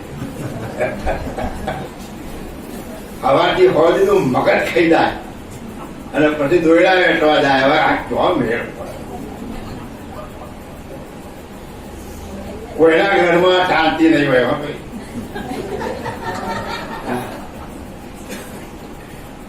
આટલી ઉંમર થઈ હોય તો ખબર ના પડતા 75 વર્ષ તો અમે ખબર નહીં પડે. કચકચ ના કરશો. છોકરો કે હવે બાપા તમને ના ખબર પડે કચકચ મેળો. હવે એમને જે તમે આખા 75-70 વર્ષ તું જે કઈ તમારો અનુભવ હોય એ અનુભવ તમે છોકરોને કહો એટલે કે આ તમે કચકચ કરો. ક્યાં મેળ પડે એવું કશું તો પુરુષો કેમ વ્રત નહીં કરતા હોય? સારું બૈરું મળે એના માટે. પેલો વ્રત કરે છે, સારું મળે છે તો એને ગમતો નહીં. અને આ એકાય વ્રત કરતો નહીં, જે મળે છે એને નપાઈ લે તો હારા નહીં બિચારા પુરુષો. એટલે કહેવાના વાળા આ વૈશેષિક શાસ્ત્રની આ વિષય વાર્તાની કરતી છે. અને એને કર્મ ધર્મમાં બાંધે કે સારું કર્મ કરો એટલે તમારું કલ્યાણ થઈ જાય, એટલે કર્મ કર્યા કરે. હા, બધા જગતની અંદર જુદા જુદા પ્રકારનો કર્મ કરી અને બધી પોતાના આત્માને સંતોષ માની કે ભાઈ મને મળી જાય. એટલે જીવતા ગુરુ તને ભૂખે મારતો હોય તો મળ્યા પછી સ્વર્ગ બતાવે એ ગુરુ હું કામનો. હે, ભૂખે મરતો હોય ગુરુ જોતા કે આ બચારો મારો સેવો બહુ ગરીબ છે તો ભાઈ સુખી કરી દે ને બાપા, આશીર્વાદ આને બધો પગે લાગી સગલા પડ્યા છે આશીર્વાદ સાથે બધા. અને પેલો ને એમ થઈ જાય કે મહારાજ તો બધો ઢકલા પણ આપી જાય છે. આશીર્વાદ તમારું જ્ઞાન, તમારી નીતિ, તમારું કર્મ તમને સુખી કરશે. કોઈના આશીર્વાદથી કોઈ સુખી થાય, જેવું કરશો એવું મળે. જેવું કરવું કર્મ તમારું હશે એવું તમને પ્રાપ્ત થશે. બાકી એટલે કર્મ ધર્મમાં કોઈને બાજા વળી કહે છે કે સ્વર્ગ નરક દેખાડે નથી, પાપ પુણ્ય સુખ સુખ કહે. સ્વર્ગ અને નરક બતાવ્યું કે ભાઈ આવું કરશો તો તમને સ્વર્ગ મળશે, આવું કરશો તો તમને નરક મળશે. કેવી બેક બતાવી. જો ખરાબ કર્યું તો તમને ઉકળતા તેલમાં તળવામાં આવશે. આવા એક એક વેટ લાંબા કાંટામાં તમને ઉઘાડા પગે ચલાવવામાં આવશે. પાટ અને પરુની નદીમાં તમને નાખશે. એટલે બ્રાહ્મણોએ રસ્તો ગોતી કાઢ્યો. કશો ગભરાતા નહીં, હવે બેઠા છે તમારી મદદમાં. એ મરી જાય એટલે અમને બધું આપી દેજો, એટલે હવે તો પહોંચાડી દઈશું. ગાય આપ્યો એટલે પાઠ અને પરુની નદી પૂછું પકડાઈ દઈશું એટલે પેલી બાજુ જતા રહે. ચંપલ આવે છે એટલે બધા કાંટામાં ચલાવશે એટલે પહેરાઈ દઈશું એટલે કાંટા જતા રહે. હે, છત્રી આવે છે એટલે તડકો નહીં લાગવા દઈએ. બોલો, ઠેકો લીધો ને આપણે પાછા માનીએ છીએ કે મારા બાપાના જઈને આવી જાવ તો મળી જાય. જીવતા તો ખાવાનું આવ્યું નહીં.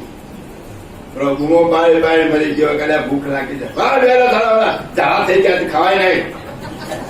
કદાચ ઝાડા થઈ ગયા પેલા ભૂખ લાગી એટલે ખાવા થાય. એમને ખબર છે મરી જશે એટલે ખાટલા મૂકી પોકી જાય, ભલે ભૂખે મરતા. આ દયાળુ પરંતુ અંધશ્રદ્ધાઓથી બહાર કાઢવા માંગે નથી રહ્યા છે. તમને તમારી જે અંધશ્રદ્ધા છે, જીવતા જીવ મા બાપની સેવા કરો. જીવતા જીવ તમે એની સેવા કરો, એમને ખવડાવો પીવડાવો, જે ઈચ્છા એની પૂરી કરો. પછી મરી ગયા પછી કશું જ નહીં આપણને પાપ લાગે તો આપણી ગેરંટી પરમ ગુરુની ગેરંટી. બધું પાપ પરમ ગુરુમાં. જીવતા તમે જે કરવું એ કરો. એમ જીવતા તમે દુખી દુખી કરી નાખ્યો હોય અને પછી કે મને બાપા નળ જીવતા તમે એના ઘરે મર્યા પછી નળ ગોખડા બેહારવો પડે. 12 મહિને ઉખડી ધરાવી પડે ને તો નળ પડે. એટલે અવગતે કોને મોકલ્યો? તમે મોકલ્યો.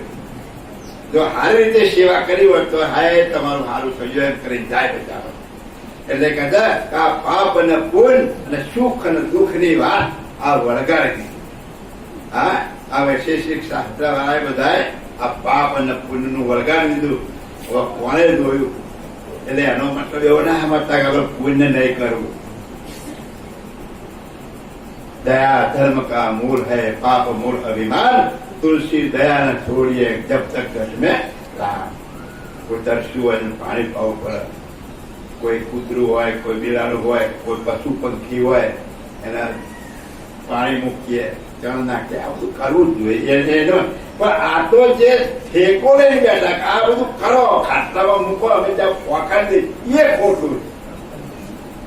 બાકી કોઈની સેવા કરવાનું છે તો તમને મળશે, કારણ કે એનો અંતરનો આશીર્વાદ મળશે. એક નાલાયક માણસ ભૂખ્યો હોય 2 દિવસનો, એને જો તમે ખવડાવો ને તો એ અંતરથી આશીષ બોલે, હાય તારું હારું, ભલે એ ગમે એનું કર્મ એને ભોગવવાનું, પણ એના અંતરમાંથી તમારા માટે સારો આશીષ નીકળશે. એટલે દયાળુ કહે છે કે આ બધા શાસ્ત્રોની અંદર કોઈ મનોવશ કરવાનું કીધું, કોઈ યોગ માર્ગમાં જઈ અને જ્યોતિર્ંદ્રમાં જઈ અને તમે જ્યોતિને પ્રાપ્ત કરો, સિદ્ધિઓ પ્રાપ્ત કરો, જગતના સિદ્ધિઓ બતાવો, તમારા યશોગાન ગવા છે. કોઈ આ પાપ પુણ્યની વાત બતાવી, કોઈ નરક અને સ્વર્ગની વાત બતાવી. આવી બધી જુદી જુદી માનવીઓની અંદર આ 6 શાસ્ત્રની રચના કરી આખા જગતના જીવાત્માઓને આમાં ફસાયેલા. કહેવાનું કારણ શું છે બાપજીનો? કે આ બધું કરવાથી તમારું કલ્યાણ નહીં થાય, તમારા સ્વરૂપની અને માલિકની ઓળખાણ નહીં થાય, પણ હું આ શાસ્ત્રોના જ્ઞાનને બાદ કરતા તમારું કલ્યાણ કેવી રીતે છે, તમારા સ્વરૂપને કેવી રીતે તમારે જાણવા મળશે, એની અનુભૂતિ કેવી રીતે થશે અને સર્જનહાર માલિકના સાનિધ્યમાં કેવી રીતે જશો, એ જ્ઞાન હું લઈને આવો. મારા પાસે કર્મકાંડનું જ્ઞાન નથી, મારી પાસે સિદ્ધિનું જ્ઞાન નથી, પણ તમે સ્વરૂપે થશો તો બ્રહ્માંડ ભરની સિદ્ધિઓ તમારા પગમાં આરોટશે, એ તમને ખ્યાલ નહીં. જો તમે સ્વરૂપે થશો તો 14 બ્રહ્માંડો તમે અહીં બેઠા જાણી શકશો. પેલી સિદ્ધિઓ તો સાધ્ય કરવી પડશે, આને સાધ્ય નહીં કરવી પડે. એક વખત તો તમારી ચિંતા પહોંચી ગઈ, પછી એક વખત કાશ્મીર ગયા હોય તો પછી કાશ્મીર જવું તો વાર કેટલી, તમારી ચિંતા તરત પહોંચી જાય છે. પહોંચી જાય કે ના પહોંચી જાય, એમ આ પણ મુદ્દો એવો છે કે એક વખત એની આનંદ તમે રાખી લે. અખંડ સુખ આને કહ્યું. અત્યારે કોઈ કેરી ખાવી કોઈ મોડા કરી, અથવા તો કોઈક રાખતો ત્યાં લેવા જાઓ ને ખાઓ, ત્યારે તમે કેરીની મોજ મળે.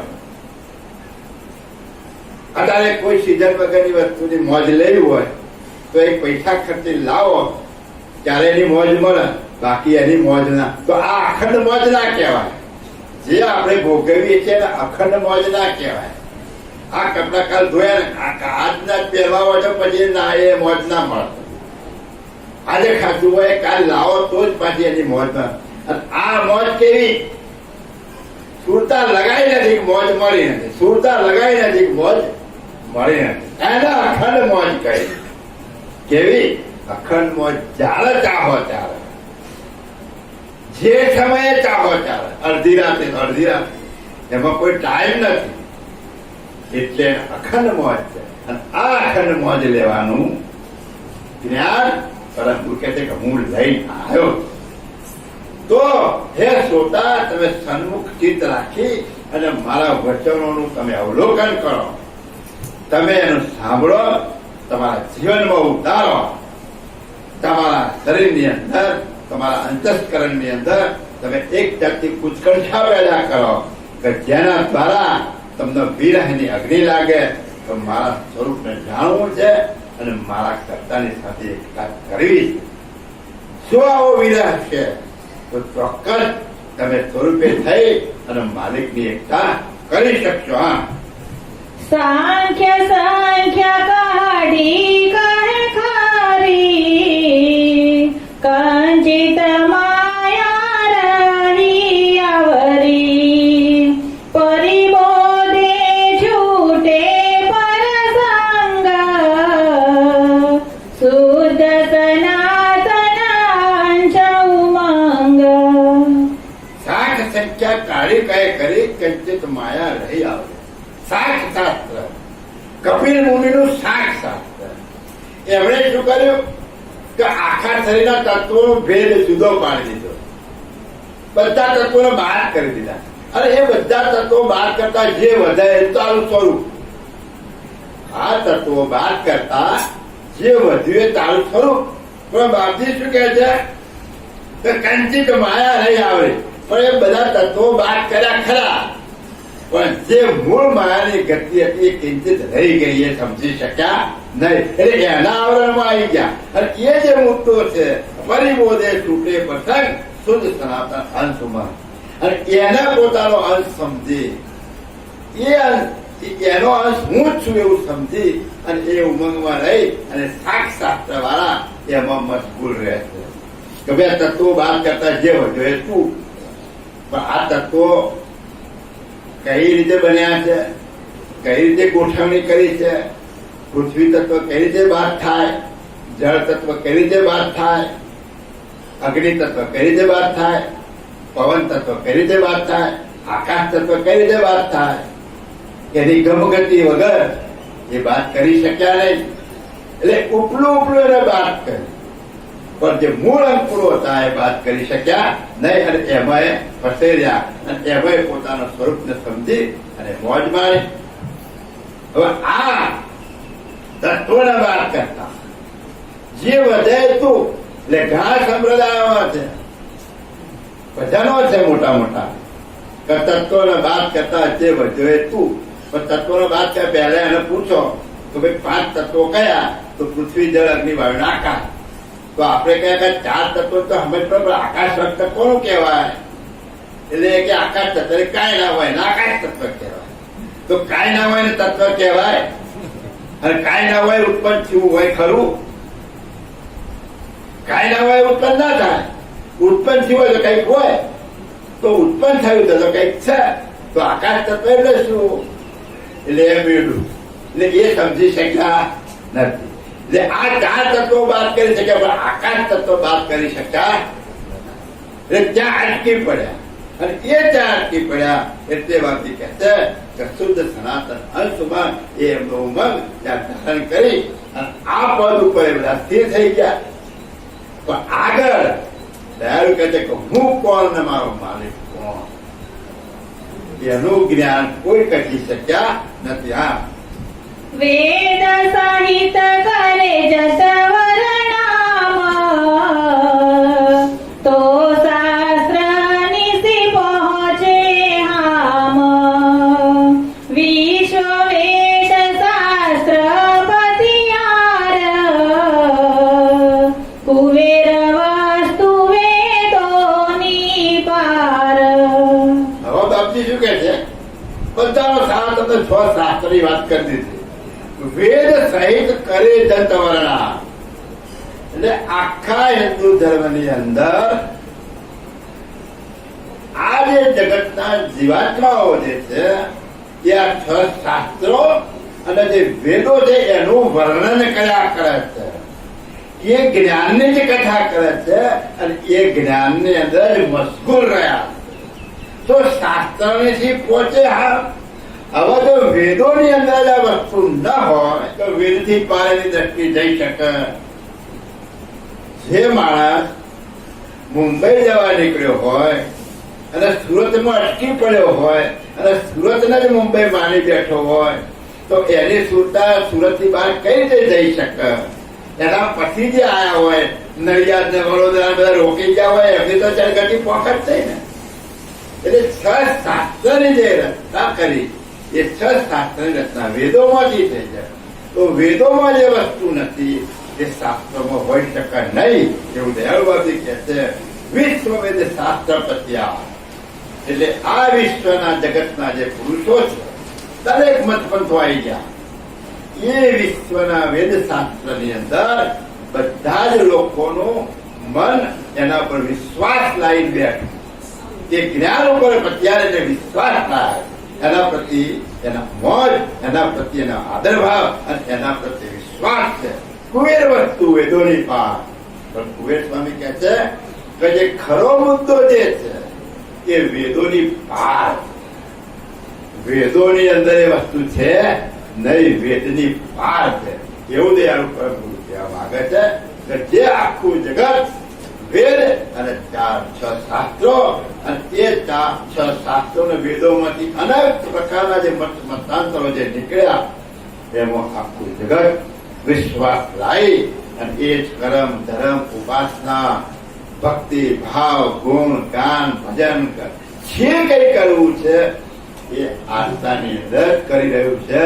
પણ એની દ્રષ્ટિ આ જ્ઞાનથી બહાર જઈ શકતી નથી. કહે છે કે આ બધાથી પાર જે મુદ્દો રહ્યો છે એ અલિપ્ત રહ્યો છે, એને કોઈ કહી શક્યું નથી. હા, એમ કરતા ડૂબ્યો સંસાર,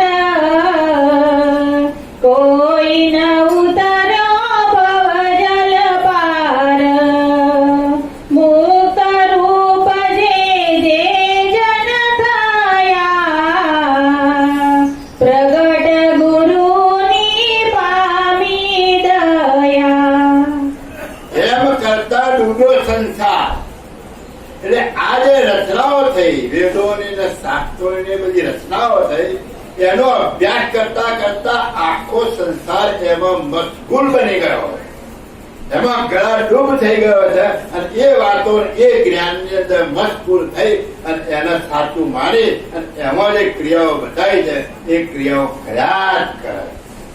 દયાળુ પરમ ગુરુ કહે છે કે આખો સંસાર આમાં ડૂબી ગયો છે, એમાંથી કોઈ ન ઉતર્યો ભવજળ પાર, આમાંથી કોઈ ભવજળ તરી અને બહાર જઈ શકતો નથી. એની અંદર પણ જે વેદોનું જે હાર્દ છે, છેલ્લામાં છેલ્લું વેદનું જે હાર્દ છે બ્રહ્મ પ્રકાશ, એ બ્રહ્મ પ્રકાશના આ બધા જે વર્ણવી બતાયા એને એ પામી શક્યા નથી, એને એ પામી શક્યા નથી. કેમ નથી પામી શક્યા?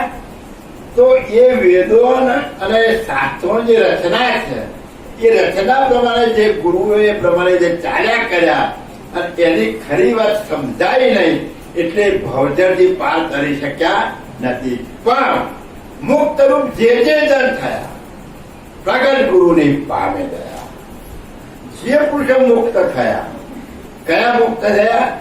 જનક સનક સુખ દેવજી ધરી ધ્યાન મલાવે, સહસ્ત્ર 88 અનંત કોટી જાકા જસ નગાવે. હું કે છે જનક સનક અને સુખદેવ સનકાદિકો થઈ ગયા અને સનક મુનિ થઈ ગયા અને જનક રાજા અને સુખદેવજી, આટલા પુરુષો આ બ્રહ્મને જેમ છે એમ સમજીને ધ્યાનમાં લાયેલા. બાકી સહસ્ત્ર 88 અનંત કોટી ઋષિ મુનિ જેટલા થઈ ગયા એ બધા એના ગુણ ગાયા છે, સદા બ્રહ્મના ગુણ ગાયા. કોઈ એની એકતા કરી શક્યા નથી. જો બ્રહ્મની સાથે એકતા ન કરી શક્યા હોય તો કૈવલ પદની એકતા કરવી કેટલી કઠિન છે. અને જે પુરુષો બ્રહ્મની એકતા કરી શક્યા એની પાસે જો આ લક્ષ્ય મળે તો સેકન્ડ ની અંદર કૈવલ પદની સાથે એકતા કરી શકે. કેમ? એમણે બધું જ ત્યાગી દીધું અને ત્યાગ્યા સિવાય એ પદ પણ મળે એવું નથી. તો કૈવલ પદ પ્રાપ્ત કરતા એને બિલકુલ ભાર ના લાગે. કે છે કે આ મુક્ત રૂપ જે જન થયા પ્રગટ ગુરુની પામી ગયા. પ્રગટ ગુરુ જે આને સમજાયો છે અને એની દયા જે છે એની કૃપા કોઈના ઉપર થાય તો એના જ્ઞાનથી મુક્ત થાય ખરા. તો આપણે શું થાય? આપડે ભાઈ કેટલા ઉમંગ ત્યાં છે. એક નગર હતું, એ નગરની અંદર એક સ્વરૂપવાન ભાઈ હતું, એને લગ્ન ના થતા. બધા વાતો કરે બીજા વાળા લગ્ન થતા નહીં, કેવા લગ્ન કરતી નથી, પાઇટતી નથી. ભેગા થઈને પૂછ્યું કે બેટા શું વાંધો છે, તું લગ્ન કેમ નહીં કરતી? કે હું લગ્ન કરું એક શરત કે શું આ ગામના આટલા છેવાડે એક કુવો છે, હવાવરું કુવો છે ને એમાં પાણી ભરેલું છે અને એમાં કોઈ પડી બહાર આવે એની હાથે મારે લગ્ન કરવા. ત્યાં તો આખું ગામ દોડ્યું પણ ભાઈ ડોક્યું કરે તમે મગર ના આપણે બધું મેં એટલે પડવાની જીગર કોણ હતા? પડવાની જીગર થાય જ તો બધા ડોક્યા કરી કરીને પાછા આવે. ભણવું તો છે પણ જોવે એટલે ડોક્યા કરીને પાછા આવે. તો એમાં એક જણ પડ્યો ધોપ દઈને પડે તો ખરો જમે તેમ કરીને ભાગમ ભાગ કરીને બહાર નીકળી. બધા કે વાત જબરી હિંમત કર્યો તારા ભાગમાં સાહેબ. પેલો કે બધી વાત પછી મને ધક્કો કોણે મારે એ પેલા મળે જેમ ક્યાંથી ધક્કો મારે તો નહીં આવતા બધા. આ આપડો જ્ઞાન રૂપી કુવો છે અને આ જ્ઞાન રૂપી કુવામાં રહેણી ક્યાંની મગરમચ્છ બધા પડ્યા હતા એટલે આમાં કોઈ પડવાની હિંમત કરતું એટલે ક્યાંથી ધક્કો માર બધા આશ્રમમાં થાળા મારા 2 કલાક બેહી રહી છે અને જે લાડવા વાળવા બન્યા છે ખાઈ પીને જઈ આનંદ મોજ અને કહીશું કે હવે તો પૂનમ પૂરી થઈ ગઈ, હવે તો પૂનમ ભરીએ છે એવી રીતે ના ભરતા. હા, આ પરમ ગુરુના વર્તનો જેમ જેમ ઉતારો અને આ મગરમચ્છ જેવી જે રહેણી કહેણી છે ને એના પાળો હતા. એની બીકમાં તમે આગા ના જતા. હા, એની બીકમાં તમે આગા જતા નહીં. એટલે કે છે કે આવા જો પ્રગટ ગુરુ હોય તો અત્યારે ગુરુએ બધા કેવા, ગુરુએ આના જ લાલતી છે. કયો 500 નોટ મોકલે છે. હા, બહુ સમજવા જેવું. પ્રગટ ગુરુની જે પ્રગટ ગુરુની બહુ વ્યાખ્યા કરી. તો આપણામાં કયા પ્રગટ ગુરુ છે અત્યારે? છે કોઈ? ખોજ જળ તો ખરા. તો તમે ગમે એટલી ગુરુ વંદના કરવાનું, ગમે એટલા પગે લાગવાનું, ગમે એટલા લાંબા થઈ જાવ, હું કામ? પણ બાપજી કે છે આ ગ્રંથ એ મારું બીજું સ્વરૂપ છે. આ પ્રગટ છે તમારી આગળ, તમારી આગળ આ પ્રગટ છે. એના વચનો સ્વીકારો. આ ગ્રંથ વાંચો ત્યારે મારી સન્મુખ પરમ ગુરુ છે અને પરમ ગુરુ બોલે છે અને હું સાંભળું છું. એવો ભાવ કરીને સાંભળો તો આપણા ગુરુ પ્રગટ છે. આપણા ગુરુ મરી જતા નથી. મરી જાય આપણા ગુરુ? કાયમ સદાના માટે જ આપણા ગુરુ મરે એવા નથી. પ્રગટ ગુરુ છે. એ પ્રગટ ગુરુના શરણમાં જવું હોય તો આ પ્રગટ ગ્રંથ તમારા પાસે છે. એ તમે વાંચો અને એક એક વચનના શરણમાં તમે રહેતા શીખો તો ચોક્કસ એની કૃપા તમારા પર થશે. તમે સ્વરૂપે થઈ અને કૈવલ માલિકની એકતા તમે કરી શકશો. અને એવા જો ગુરુ જોઈતા હોય તો તમારે તપાસ કરવી પડે. એવા ગુરુની શોધ કરવી પડે. તો શોધ્યા જડે એવા ખરા? એ તો ગુરુ શોધ્યા. તમને તો મોટો એડમ્બર હોય, એસી હોય ને સવારે 2 કલાક જ દર્શન આપું છે બાપજી, પછી અંદર જતા રહે છે, પછી પાછા બપોર પછી 2 કલાક દર્શન આપું છે તો એમ ભીડ લાગે. અને પેલો 24 કલાક તમારી આગળ દર્શન કરવા બે હોય કોઈ આવે જ નહીં કે તો નકામો જવા દો. તો ભપકો મોટો જોઈએ. બાર બધા પેલા વાળા હોય અવાજ ના કરતા બાપજી અંદર બેઠા છે, સૂતા છે, ધ્યાનમાં છે. બાપજી નું કેટલું માન. એ ઢગલે ઢગલા થાય અને પેલો કાનમાં બધું સમજાવે ને તો આપડા જેવો. એટલે બાપજી શું કે છે? હવે કે છે જ્ઞાનીની સુણવાને ગાતી ચિત દરજો જે હોરતી ખાતા પીતાને બોલતા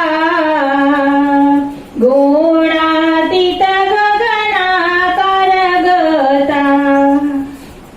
આવા જ્ઞાની ગુરુ જે છે એ જ્ઞાની ગુરુની દશા કેવી હોય, એ જ્ઞાની ગુરુ કેવા રહેતા હોય? તો બાપજી કહે છે કે જ્ઞાનીની સુણવાને ગતિ ચિત્ત દરજો જે હોય, જો તમારામાં હાલત હોય તો આ જ્ઞાનીનું હું વર્ણન કરું છું. એ ચિત્ત દઈને તમે સાંભળવાનો પ્રયત્ન કરો. આવા જ્ઞાની તમને ક્યાંય મળે તો એનો ડ્રેસ ગમે તેવો હોય, પેન્ટ શર્ટ વાળો હોય કે સફેદ હોય કે કાળો હોય, એ જોતા નહીં. પણ આવો જ્ઞાની જો મળે તો કરમગુરુ બોલ્યા કે મન વેરું જબ હે મિલે આતમ તત્વ વિચાર તન મને સોંપી દીજીએ વાકો ચરણ મોજાર. આવો મળે ને તમે તમારું તન મન સોંપી દેજો. તો કે આવા જ્ઞાની જો તમારે સમજવા હોય અને એ જ્ઞાની કેવા છે તમારે સાંભળવા હોય તો ચિત્ત રાખી તમે સાંભળો. ખાતા પીતા ને બોલતા ગુણાતીત ગગના કારગતા. એક તમારી જેવું જ ખાતો છે, પીતો છે, બાજરા રોટલા કઢી ને શાક ને દાળ ભાત આવું ખાતો છે, તમારી સાથે ભેગો ફરતો છે, તમારી જોડે બેસતો છે, તમારી જેમ વાતો પણ તમારી સાથે જ કરતો છે. પણ એની જે ગતિ છે, એની જે સુરતા છે ગુણાતીત ગગનાકાર. કોઈ તત્વમાં એની સુરતા લાગેલી નથી. એની તત્વ તો બહાર છે. सूरत हमारे फिर में फोड़ी हिंडक हाथ चली गई बेहद पर भेदी ब्रह्म विराट अगम अगोचर जहां गम नहीं तागर किया पिया આવી જગ્યાએ એની સુરતા હશે. તમારી જેમ બેસતો હોય છે, ફરતો હોય છે, તમારી હાથે વાતચીત, ખાવું પીવું, કામકાજ કરતો હોય છે, પણ આવો જે જ્ઞાની છે એને કોઈ આડંબરની જરૂર નથી. એની સૂચના તો કાર છે. તો તમે સાંભળો. તમે જો હાલત વાળા હોય તો તમને સંભળાવું છું અને જ્ઞાનીની ઓળખ બતાવું છું. આવો જ્ઞાની તમે શોધી લેજો. હા, ત્યાગ નદી સતગ્રેહ ને ગ્રાહ, સમદ્રષ્ટિ નહીં દ્વેષ ને રાગ, ઇન્દ્રિયાનુગરમની પારે, નિરાલંબ નિરલેપ વિચરે. ત્યાગ નદી સતગ્રેહ ને ગા, સમદ્રષ્ટિ નહીં દ્વેષ અને રાગ. આવો જે જ્ઞાની પુરુષ હશે એની દ્રષ્ટિ સમ છે. એટલે સમ એટલે કોણ સ્ત્રી છે, કોણ પુરુષ છે, કોણ પૈસાદાર છે, કોણ ગરીબ છે, કોણ રોગી છે, કોણ કેવો છે, કોઈ મારા સંપ્રદાયનો છે, કોઈ બીજાના સંપ્રદાય, એવું એના મગજમાં કઈ જ ના હોય. એને તો એક મનુષ્ય તરીકે જ જોતો હોય. બધા જ માનવ, કોઈ ઊંચ ને કોઈ નીચ નથી. દરેક ની અંદર એક કૈવલનો અંશ જોવે. એક ચૈતન સિવાય એને કશું જોતો નથી. આવો જે પુરુષ જ્ઞાનીઓ છે એ આવો તમારી ભેગો ભરતો છે. એની દ્રષ્ટિમાં રાગ અને દ્વેષ છે જ પણ નહીં હોય. અત્યારે આપણે કોઈ છે જ બોલે, એની જોડે ના બોલજે, તરત દ્વેષ ઉત્પન્ન થયો. શું કામ ભાઈ? બોલી ગયા તો બોલી ગયા, થયું શું? આવી આપણામાં ગતિ ઉતરેલી છે. જો નથી ઉતરી તો આપણામાં રાગ દ્વેષ ભરેલો જ છે.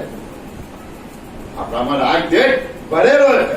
એટલે આવો જે પુરુષ હોય એની દ્રષ્ટિ સમ થઈ ગયો, એને સહેજ પણ રાગ અને દ્વેષ ના હોય તો આખું જગત રાગ અને દ્વેષ થી ખદબદી રહ્યું.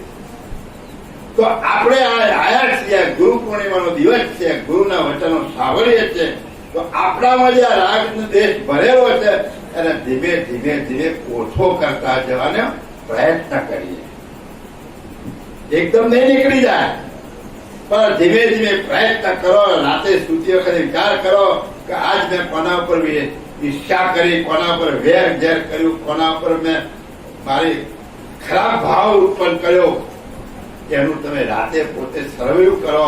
અરે પ્રભુ દયાળુ, મને માફ કરજો, હું પામર જીવ છું, હું તમારા બનાવેલા તત્વોના ઘેરામાં મને પૂર્યો છે, એ તત્વોથી હું બહાર નીકળી શકતો નથી, એટલે મારી આટલી ભૂલ થવાની દયાળુ, મને આમાંથી બહાર કાઢો. આવી તમે વિનંતી કરો. કોઈનું ગાયેલું ગાય કશું જરૂર નહીં. તમે આવા બે હાથ જોડી બોલશો ને તો પરમ ગુરુ બધું સાંભળશે.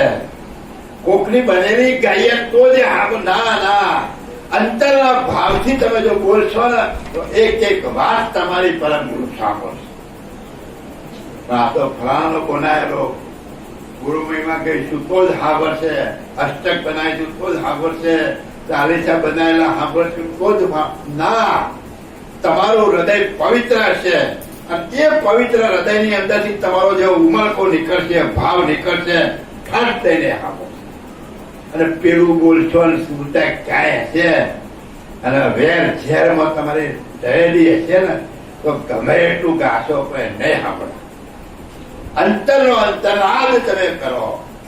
હે પાહિવામ પંચમ વેદમાં શીખવાડે છે તમને કે તું આવી રીતે બોલજે, તું આવી રીતે મારી આગળ ગદગદ કંઠે થઈ અને મારી આગળ તું બોલજે, હું તારું બધું સાંભળીશ. પંચમ વેદમાં ચોપાઈ થાય. તો દયાળુ કે છે આવી સમદ્રષ્ટિ વાળો પુરુષ ઇન્દ્રિયના અનુક્રમ નહીં પડે. આ 10 ઇન્દ્રિયોનો જે ભોગ છે, એ 10 ઇન્દ્રિયોનો જે અનુક્રમ છે એ છોડી અને 10 ઇન્દ્રિયોનો બાદ કરી અને તે ઇન્દ્રિયોના ભોગને ભોગવતો નથી અને પોતાની સુરતા કાયમ પોતાના સ્વરૂપ અને માલિક તરફ જે રાખી રહ્યો છે, નિરાલંબ નિર્લેપ વિચરે. એ નિરાલંબ કોઈ પણ આલંબન સિવાય એની સુરતા ક્યાં જ વિચરણ થતી હશે. એ પદમાં જ એની સુરતા વિચરણ થતી છે. આવો જ્ઞાની પુરુષ આવી રીતે રહેતો છે. દયાળુ જ્ઞાની ગુરુની ઓળખ આપે છે કે આવો ગુરુ હોય ત્યાં તું તન મન આપી દેજે. નતર તન મન બધું લેના તો ઘણા જતા રહે. દયાળુના બોલને તમે આગળ રાખો. આવી ચોપડીઓ તમે મગજમાં રાખવા, તમને જગતમાં કોઈ છેતરી નહીં જાય. કોઈ છેતરનારો પેદા નથી. તો તમે પરમ પુરુષનું જ્ઞાન ચટમટ પડે જો તમે સમજતા હશો ને તો મોટો ભૂખ આવે છે તો તમને નહીં છેતરી. પણ ક્યારે ખરા હૃદયના ભાવથી આનું તમે વાંચન કરી અને એક એક શબ્દનો અર્થ તો તમે સમજ્યા છો ને તો આ જગતમાં માથું કોઈની આગળ નહીં નવું. આ જગતમાં કોઈની આગળ આ વડીલ સાધુ સંત નામે વસ્તુ જુદી છે, પણ મારો જગતનો નાથ તો એક જ છે. જો પંકજ પત્ર જલ મેરણે તેમ સરખા સહુ મેઠાઈ વહે. પત્રે નહીં જેમ જલનો સ્પર્શ તેમ અનુભવી અવની પરરસ. દ્રષ્ટાંત આપ્યું કે આવો પુરુષ કેવો હોય તો કહે છે કે જો પંકજ પત્ર જલ મેં રહે. પંકજ એટલે કમળ, એ પાણીની અંદર ઉદય થતો, પણ પાણી જો વધે તો એ ઉપર જતું જાય. કોઈ દિવસ પાણી સ્પર્શ થતો નથી. એના ફૂલની જે કળીઓ હોય ને એને પાણીને સ્પર્શ થવા દેતો નથી. એવી રીતે કહે છે કે જેમ પંકજ પત્ર જેમ કમળ પાણી મળે તેમ સરખા સૌમ્ય થઈ વહે. એવી રીતે આવો જ્ઞાની પુરુષ, આવો જ્ઞાની ગુરુ જગતની અંદર રહેવા છતાં આ જગત રૂપી સંસાર જે રહેલો છે એ સંસાર રૂપની અંદર મોહ રૂપી જે પાણી ભરેલું છે એ એને સ્પર્શી શકતું નથી. તમારી સાથે રહેવા છતાં એ એને સ્પર્શવા દેતો નથી. પોતે એનાથી અલગ ને અલગ રહે છે. પત્રે નહીં જેમ જલનો સ્પર્શ, જેમ એ કમળને એ પાણીનો સ્પર્શ નથી થવા દેતો તેમ અનુભવી અવની પર આરા. એમ આવો અનુભવી જે પુરુષ છે એ અવની ઉપર એટલે પૃથ્વી ઉપર આ આખા સંસારના જે કઈ વિલાસ છે એ વિલાસ અને જે મોહ છે એને પોતે સ્પર્શ કરવા દેતો નથી. ક્યાં ધ્યાનમાં આવે આવો કોઈ પુરુષ ગોતી કાઢજો ક્યાં આવતો હોય. બાપજી તો આવું બધું કે છે કે આવો જળ તો તમારું કલ્યાણ થાય. તો આપણે ક્યાં ગોતવા જઈશું બાબા? છે ક્યાં છે પરમ ગુરુ? ક્યાં છે આ ગ્રંથમાં? વાંચો, આમાં વાંચો એટલે પરમ ગુરુ તમને ઉપદેશ આપવા છે. આ કોણ આપી રહ્યું છે? કોણ તમને જ્ઞાની ઓળખાણ આપે છે? પરમ ગુરુ તમને આ જ્ઞાનની ઓળખ આપી રહ્યા છે. પરમ ગુરુ આ જ્ઞાનની ઓળખ, આવો જ્ઞાની હોય તો આવો જ્ઞાની કોણ છે? એક પરમ ગુરુ, એક કુબેર સ્વામી, કરુણા સાગર ભગવાન આવા જ્ઞાની છે. આ સંસારમાં તમને સંસાર રૂપી સાગરમાંથી બહાર કાઢવા માટે આ જ્ઞાનની કઠિન કઠિન ગયા છે. તો આ જ્ઞાન તમારે સન્મુખ રાખો અને તમે એવા અનુભવી બનો. એવું દે આગળ કહે. હા, ઇન્દુનો જલ ગણા પ્રમાહી પણ જલ મેં ઇન્દુ કાઈ નહીં. ચંદ્ર રહે નભ મેં નિજ ગાત્ર તેમ જગ મેં જન જલ કણ માત્ર. બીજું દ્રષ્ટાંત આપ્યું. દયાળુ પરમ ગુરુ તમને આ વાત સમજાવવા માટે વારંવાર જુદી જુદી પ્રકારના દ્રષ્ટાંતો આપે. પેલું કમળનું દ્રષ્ટાંત આપ્યું. હવે શું આપ્યું કે ઇન્દુનું જળકર અપમહી. ઇન્દુ એટલે ચંદ્ર, ઇન્દુ એટલે ચંદ્ર, જળકર એટલે એ અપમહી. અપ એટલે પાણી. પાણીની અંદર ચંદ્રનું જે પ્રતિબિંબ દેખાય એને વાપરી કહે છે કે ઇન્દુનું જળકર અપમય. પાણીની અંદર જેમ તમને ચંદ્ર દેખાય છે, પણ જળમે બિંદુ કાંઈ નહીં, પણ એ દેખાવા છતાં એ ચંદ્ર પાણીમાં નથી. એ ચંદ્ર પાણીમાં નથી. ચંદ્ર રહે નભમે નીલગાત્ર, પણ ચંદ્ર ક્યાં છે? આકાશમાં. નિજ પોતાની જગ્યા ઉપર ચંદ્ર છે, પાણીમાં ચંદ્ર છે નહીં. એમ જગમે જન જલકણ માત્ર, એમ આવો જ્ઞાની પુરુષ તમારી સાથે ફરતો દેખાય, પણ જેમ ચંદ્ર પાણીમાં દેખાય છે એમ આ પુરુષ તમને તમારા ભેગો દેખાય છે, પણ એની સુરતા મૂળ જગ્યા ઉપર છે. એનું મૂળ સ્વરૂપ છે. ક્યાં એની સુરતા લાગેલી છે એ આ સમાજમાં આની અંદર છે નહીં. એવું દ્રષ્ટાંત આપી આવા જ્ઞાની ગુણની દયાળુ વાત કરવા. દેહધારી સરખા સહુ લાગે, પણ ભાગ ત્યાગ ચૈતનવત કે. રહેણી કરણી ના પડે કલ્યા, ભવમાં દીસે વેલા ભલ્યા. દેહધારી સરખા સૌ લખે. જગત તો દેહધારી ને બધા સરખા જ કરે. જો જુદો ડ્રેસ હોય તો એને જુદોમાં. આપણા સભા બેઠી છે, એમાં કોઈ આવો સંત પુરુષ બેઠો હોય તો બધા કેવું સમજે? એ તો આપણા જેવા ભગત થી લાયા કથા કરવા, પણ મને બધા શું સમજે? તો બધું આપી દે પરંપરા જેવા જુદા ગણે ને. ભેખ ને ટેક વ્યવહારના વેશ ને લોહ ફાંસી થતી હેમ પહેરી. જ્ઞાન જાણ્યા વિના જ્ઞાન બીજું નહીં, તા તો કુટુંબ મેરી તેરી. બાપજી કહે છે કે ભેખ ને ટેક તે વ્યવહારનો વેશ છે, કે ભાઈ આ સાધુ કહેવાય, આ સંત કહેવાય, એવો વેશ પહેરાયો. એવો વેશ પહેરાય જુદો દેખાય, પણ વ્યવહારનો વેશ. જ્ઞાનમાં આવું વેશ વેશ કશું આવતું નથી. જ્ઞાનમાં આવો કોઈ વેશ વેશ ના. અને આવો જે જ્ઞાની છે એને કોઈ નમા ના નમા પૈસો આપે ના આપે એની જરૂર જ નહીં. એનું પૂરું કરનાર તો પેલો બેઠો છે. એનું પૂરું કરનાર એ બેઠો છે. આપણે બધું આપીએ છીએ પણ કેવા પૂરતું. આપણને 50 કે 100 રૂપિયાનું તાળું હોય, એના પર વિશ્વાસ હોય. આપણા ઘરની અંદર 5 લાખ રોકડા પડ્યા હોય અને 5-10 લાખનું ઘરેણું હોય, પણ તાળું મારીને આવ્યા હોય ને શાંતિથી દેખશે કે તાળું મારેલું છે, પાછું નહીં આવું. તારા ઉપર વિશ્વાસ છે કે એમાંથી કોઈ નહીં તોડી જાય. દારૂ પીને કોઈ લક્ઝરી ચલાવતો હોય ને તો કાયમ પીવે છે, ક્યાંય ટચ નહીં થવા દે, એના પર વિશ્વાસ આવે. પણ જગતના સર્જન હારે તમને મોકલ્યા છે, પણ એના ઉપર કોઈને વિશ્વાસ નથી આવતો.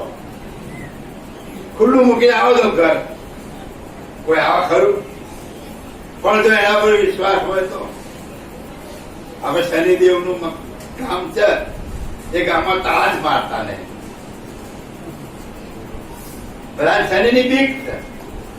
શનિ બીક છે, શનિની બીક છે. મોટું તાળું છે કે લેવાય ને શનિદેવ આપણું રફે દફે કઈ ના. તો સર્જન આ તો આવી કોઈને શિક્ષા ના આપે. એનું નામ શું છે? 5 વિશેષણમાં કરુણેશ. બધા ઉપર સરખી કરુણા. લુચ્ચો, લફંગો, સારો, પુણશાળી, પાપી, પાખંડી જે હોય તે બધાના ઉપર સરખી કરુણા. પણ એક નિયમ મૂકી દીધો, તારે કરવાનું, તારે ભોગવવાનું. મારા કઈ લેણા દેણા નહીં. તું કરે એવું ભોગવ. મારા હું તો બેઠો બેઠો જોયા કરું. આપડે પહેલાના જમાના, હવે તો ઢીકલા ઢીકલી રમત જતી રહી. પહેલાના જમાનામાં મોટી ડોચી હોય એમ તો ખબર કે કેવું રમતા હોય છે ઢીકલા ઢીકલી. હવે જયારે રમતા હોય ત્યારે એના મા બાપ જોતા હોય, 2-4 દીકરીઓ ભેગી થઈને રમતી હોય, ત્યારે લડતી હોય, ખરતી હોય, કઈ દાન લઈને જતા હોય, રસોઈ બનાવતા હોય, જમાડતા હોય, આવું બધું. એટલે એના મા બાપ જોઈને ખુશી થાય કે મારા કેવો ખેલ કરે. એમ પેલો જોઈને તમને જે જોઈ ખુશ થાય કે આ કેટલો હરાવી તો એને કેટલું દુઃખ પડ્યું, કેટલો હારો હતો, કેટલું જોવે છે બધું બેઠો બેઠો. એ કોઈને સુખ દુઃખ આપતો નથી. સુખ દુઃખ જાતે તમે ઉભું કરો છો, તમે ભોગવો છો. તમારું કરેલું જ તમને મળવાનું છે. બાકી કોઈ તમને કશું આપી દેવાનું નથી. અને એક વિચિત્રતા તો જુઓ કે જે લંગોટી કરીને બેઠો છે એની પાસે તમે માગવા દો છો. જેની પાસે કશું નહીં એની પાસે તમે માગવા દો છો. બાપુ કઈક આશીર્વાદ આલો, મારું કલ્યાણ છે. એટલે એને તો બધું મૂકી દીધું છે, તું એને બહાર લેવા લાગે. કેટલી વિચિત્રતા છે. ગરીબ માગે તો ભિખારી, અને પૈસાદાર માગે તો ચંદો કે ભાઈ આ તો લખનું લખાવે. અને એના કરતા પૈસાદાર માગે તો સબસિડી, ડોનેશન. શું કહેવાય? ડોનેશન. એટલે ડોનેશન, સબસિડી કે તમે જે કહેતા હોય બધી ભીખ જ છે, બીજું કશું નહીં. બધું શું છે? બધી ભીખ છે. પણ ફેર પડી ગયો. માણસ જુદો પડે ને એટલે ફેર પડી કે આને ભિખારી કહેવાય. અને આ તો લાખો, એક છોકરાને દાખલ કર 1 લાખ રૂપિયા લો, બોલો કેવડી મોટી ભીખ. પેલા તો બેટા નાખો એટલે લે, અને આ તો માગી ક્યાંક આટલું આલું તો નકર જવા દે. પર બેઠા હોય જરા નાના ભિખારી, અને અંદર જાય મોટો. પેલો રૂપિયા માને જાય, પેલો મેં કેટલું માગીને આમ ગા કરે રૂપિયાનો. પેલા હતા તો રૂપિયા બહુ ઓછા છે, નકા છૂટું ને બધા. હવે તો બધા ચૂંદરા દાન પેટી નાખી નકા છૂટા પૈસા નાખતા. એટલે તમે એની પાસે માગવા જાવ ને એના તમે છૂટું હાલો. કહેવાનો હાથે શું છે કે આ જે વિચિત્રતા છે એ આપણને પોતાને નથી દેખાતું.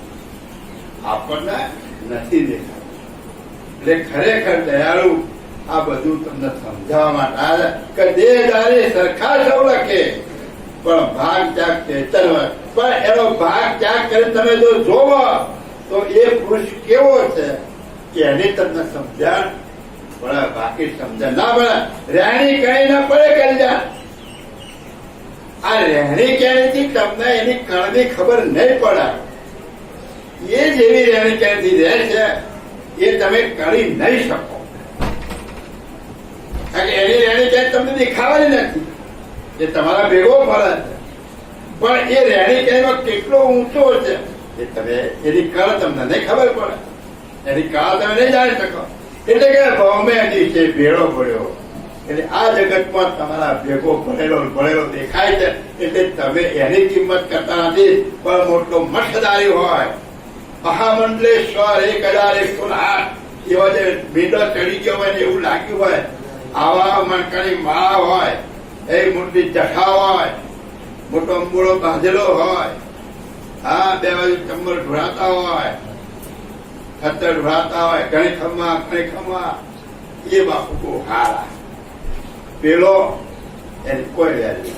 પણ પેલાનું કલ્યાણ થાય. પેલા એક ક્યાંક ખદબદતા હોય.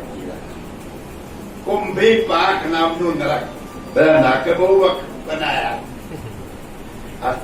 પુરાણોમાં આવે કુંભી પાક નામનું નરક કોને કહેવાય? કુંભ એટલે ગળો. તો આ શરીર રૂપી ગળો છે. આ શરીર રૂપી ગળો છે. તો એમાં જે કૂતરું હોય ને, કૂતરું એ ગળો છે. એ ઘા છે ને તો એ પણ ગળો છે. હવે કૂતરાની જીભ પહોંચે ત્યાં સુધી એને કોઈ દવા નાખે મટી જાય. તો એને માથામાં કઈ વાગ્યું હોય અને એમાં હળે, પછી એને કોઈ મટાડનાર હોય, પછી એમાં કીડા પડે, એ ખદબદતા કીડા પડતા ને કૂતરું દોડ ક્યાંય હાથ ના પડે. આ કુંભી પાક નામનું નરક કહેવાય. આ ખોપરીમાં જઈને તમે કીડા થશો અને એ કોચી તમે પેલા ખાઓ. કોણ? આ મોટા જે થઈ ગયા હોય અને એમનો પૈસા હાવરી ભેગા કર્યા હોય, કશું જ્ઞાન પણ આપ્યું ના હોય, એ આ કૂતરું થાય અને એના માથામાં હળો પડે અને પેલા બધા કીડા થઈ મય પોચી પોચી ખાય, આવું નરક પ્રાપ્ત થાય. એટલે દયાળુ કહે છે ભવમે ઈચ્છા ફેરા ભર્યા.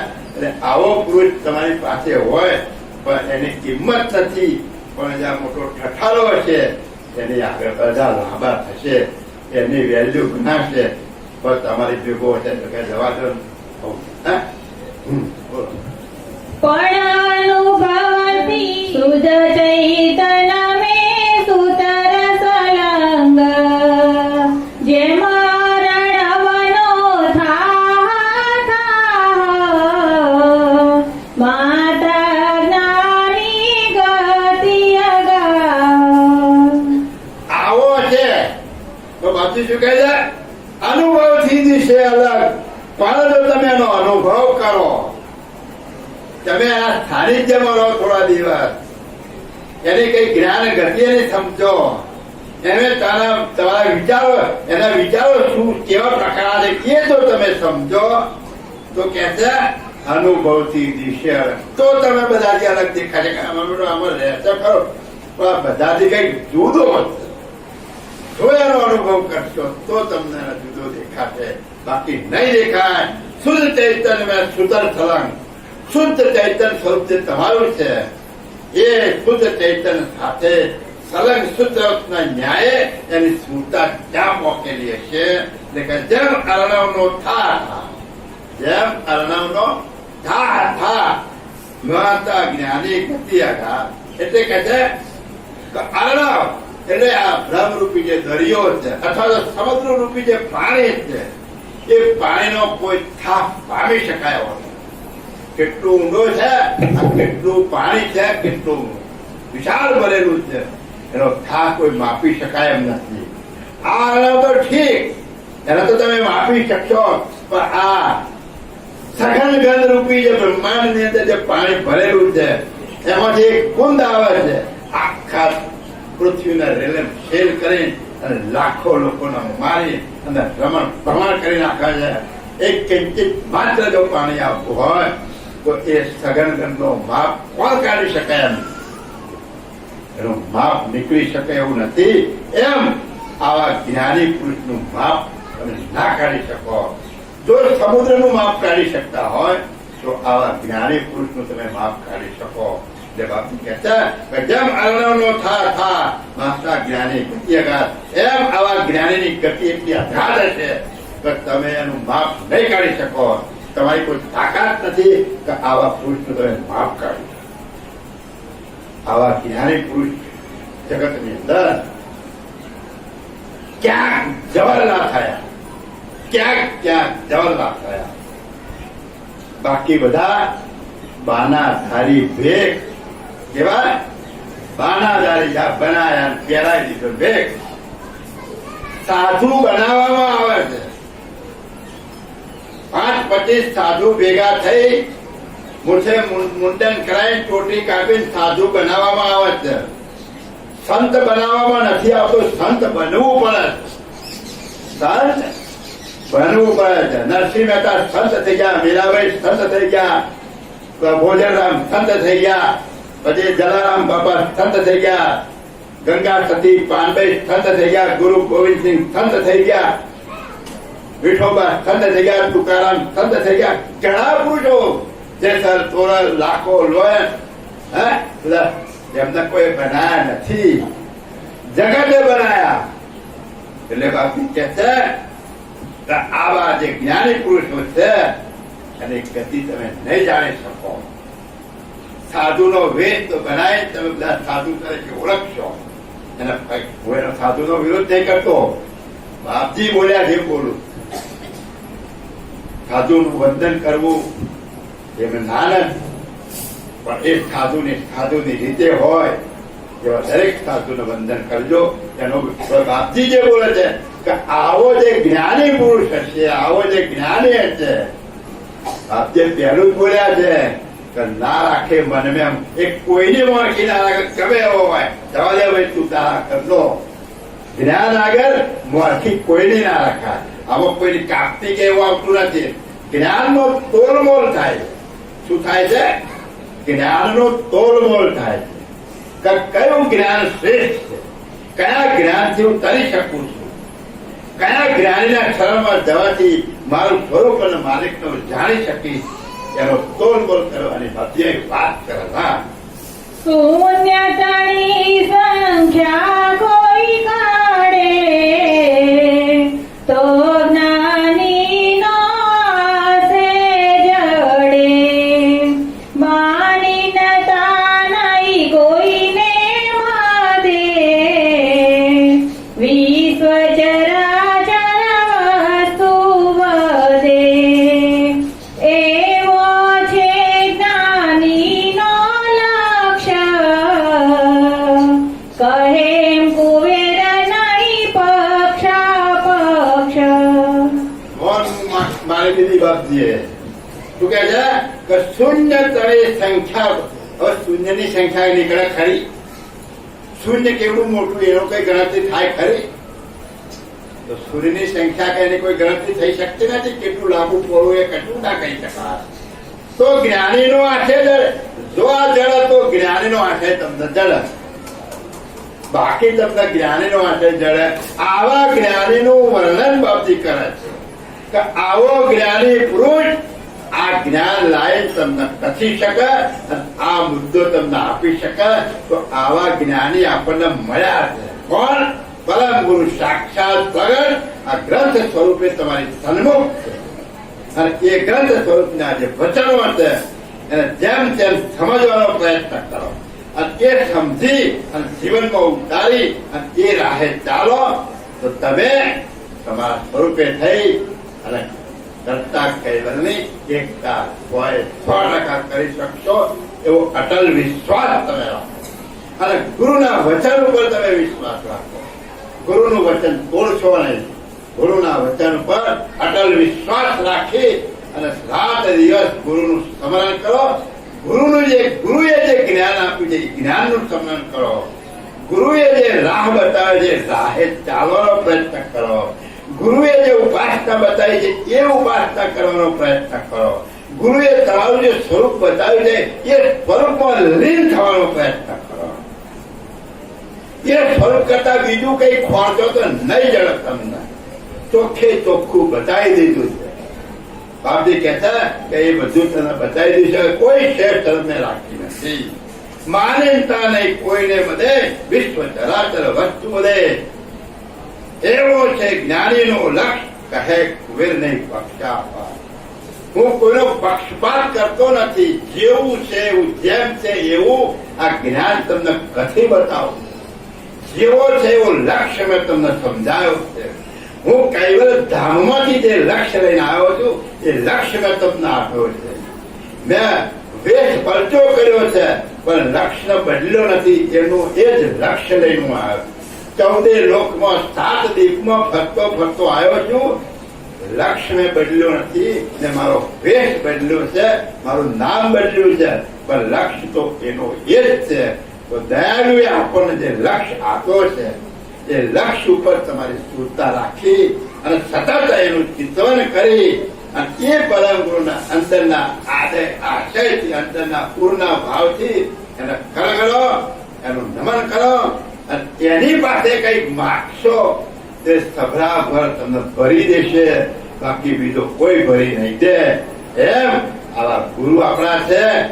આ ગુરુના પૂર્ણિમાના દિવસે આપણે આ ગુરુનો મહિમા ગાયો કે આપણા ગુરુ કેવા છે, આપણા ગુરુ કેવું જ્ઞાન લઈ રહ્યા છે.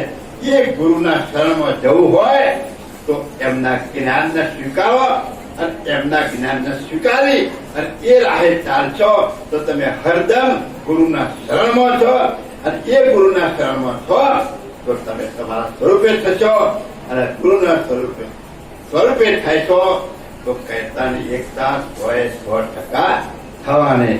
શ્રીમદ કરુણા સાગર ભગવાન કી જય. કૈવલ ધામ કી જય. કથા પૂર્ણાવધિ કા જય જય સત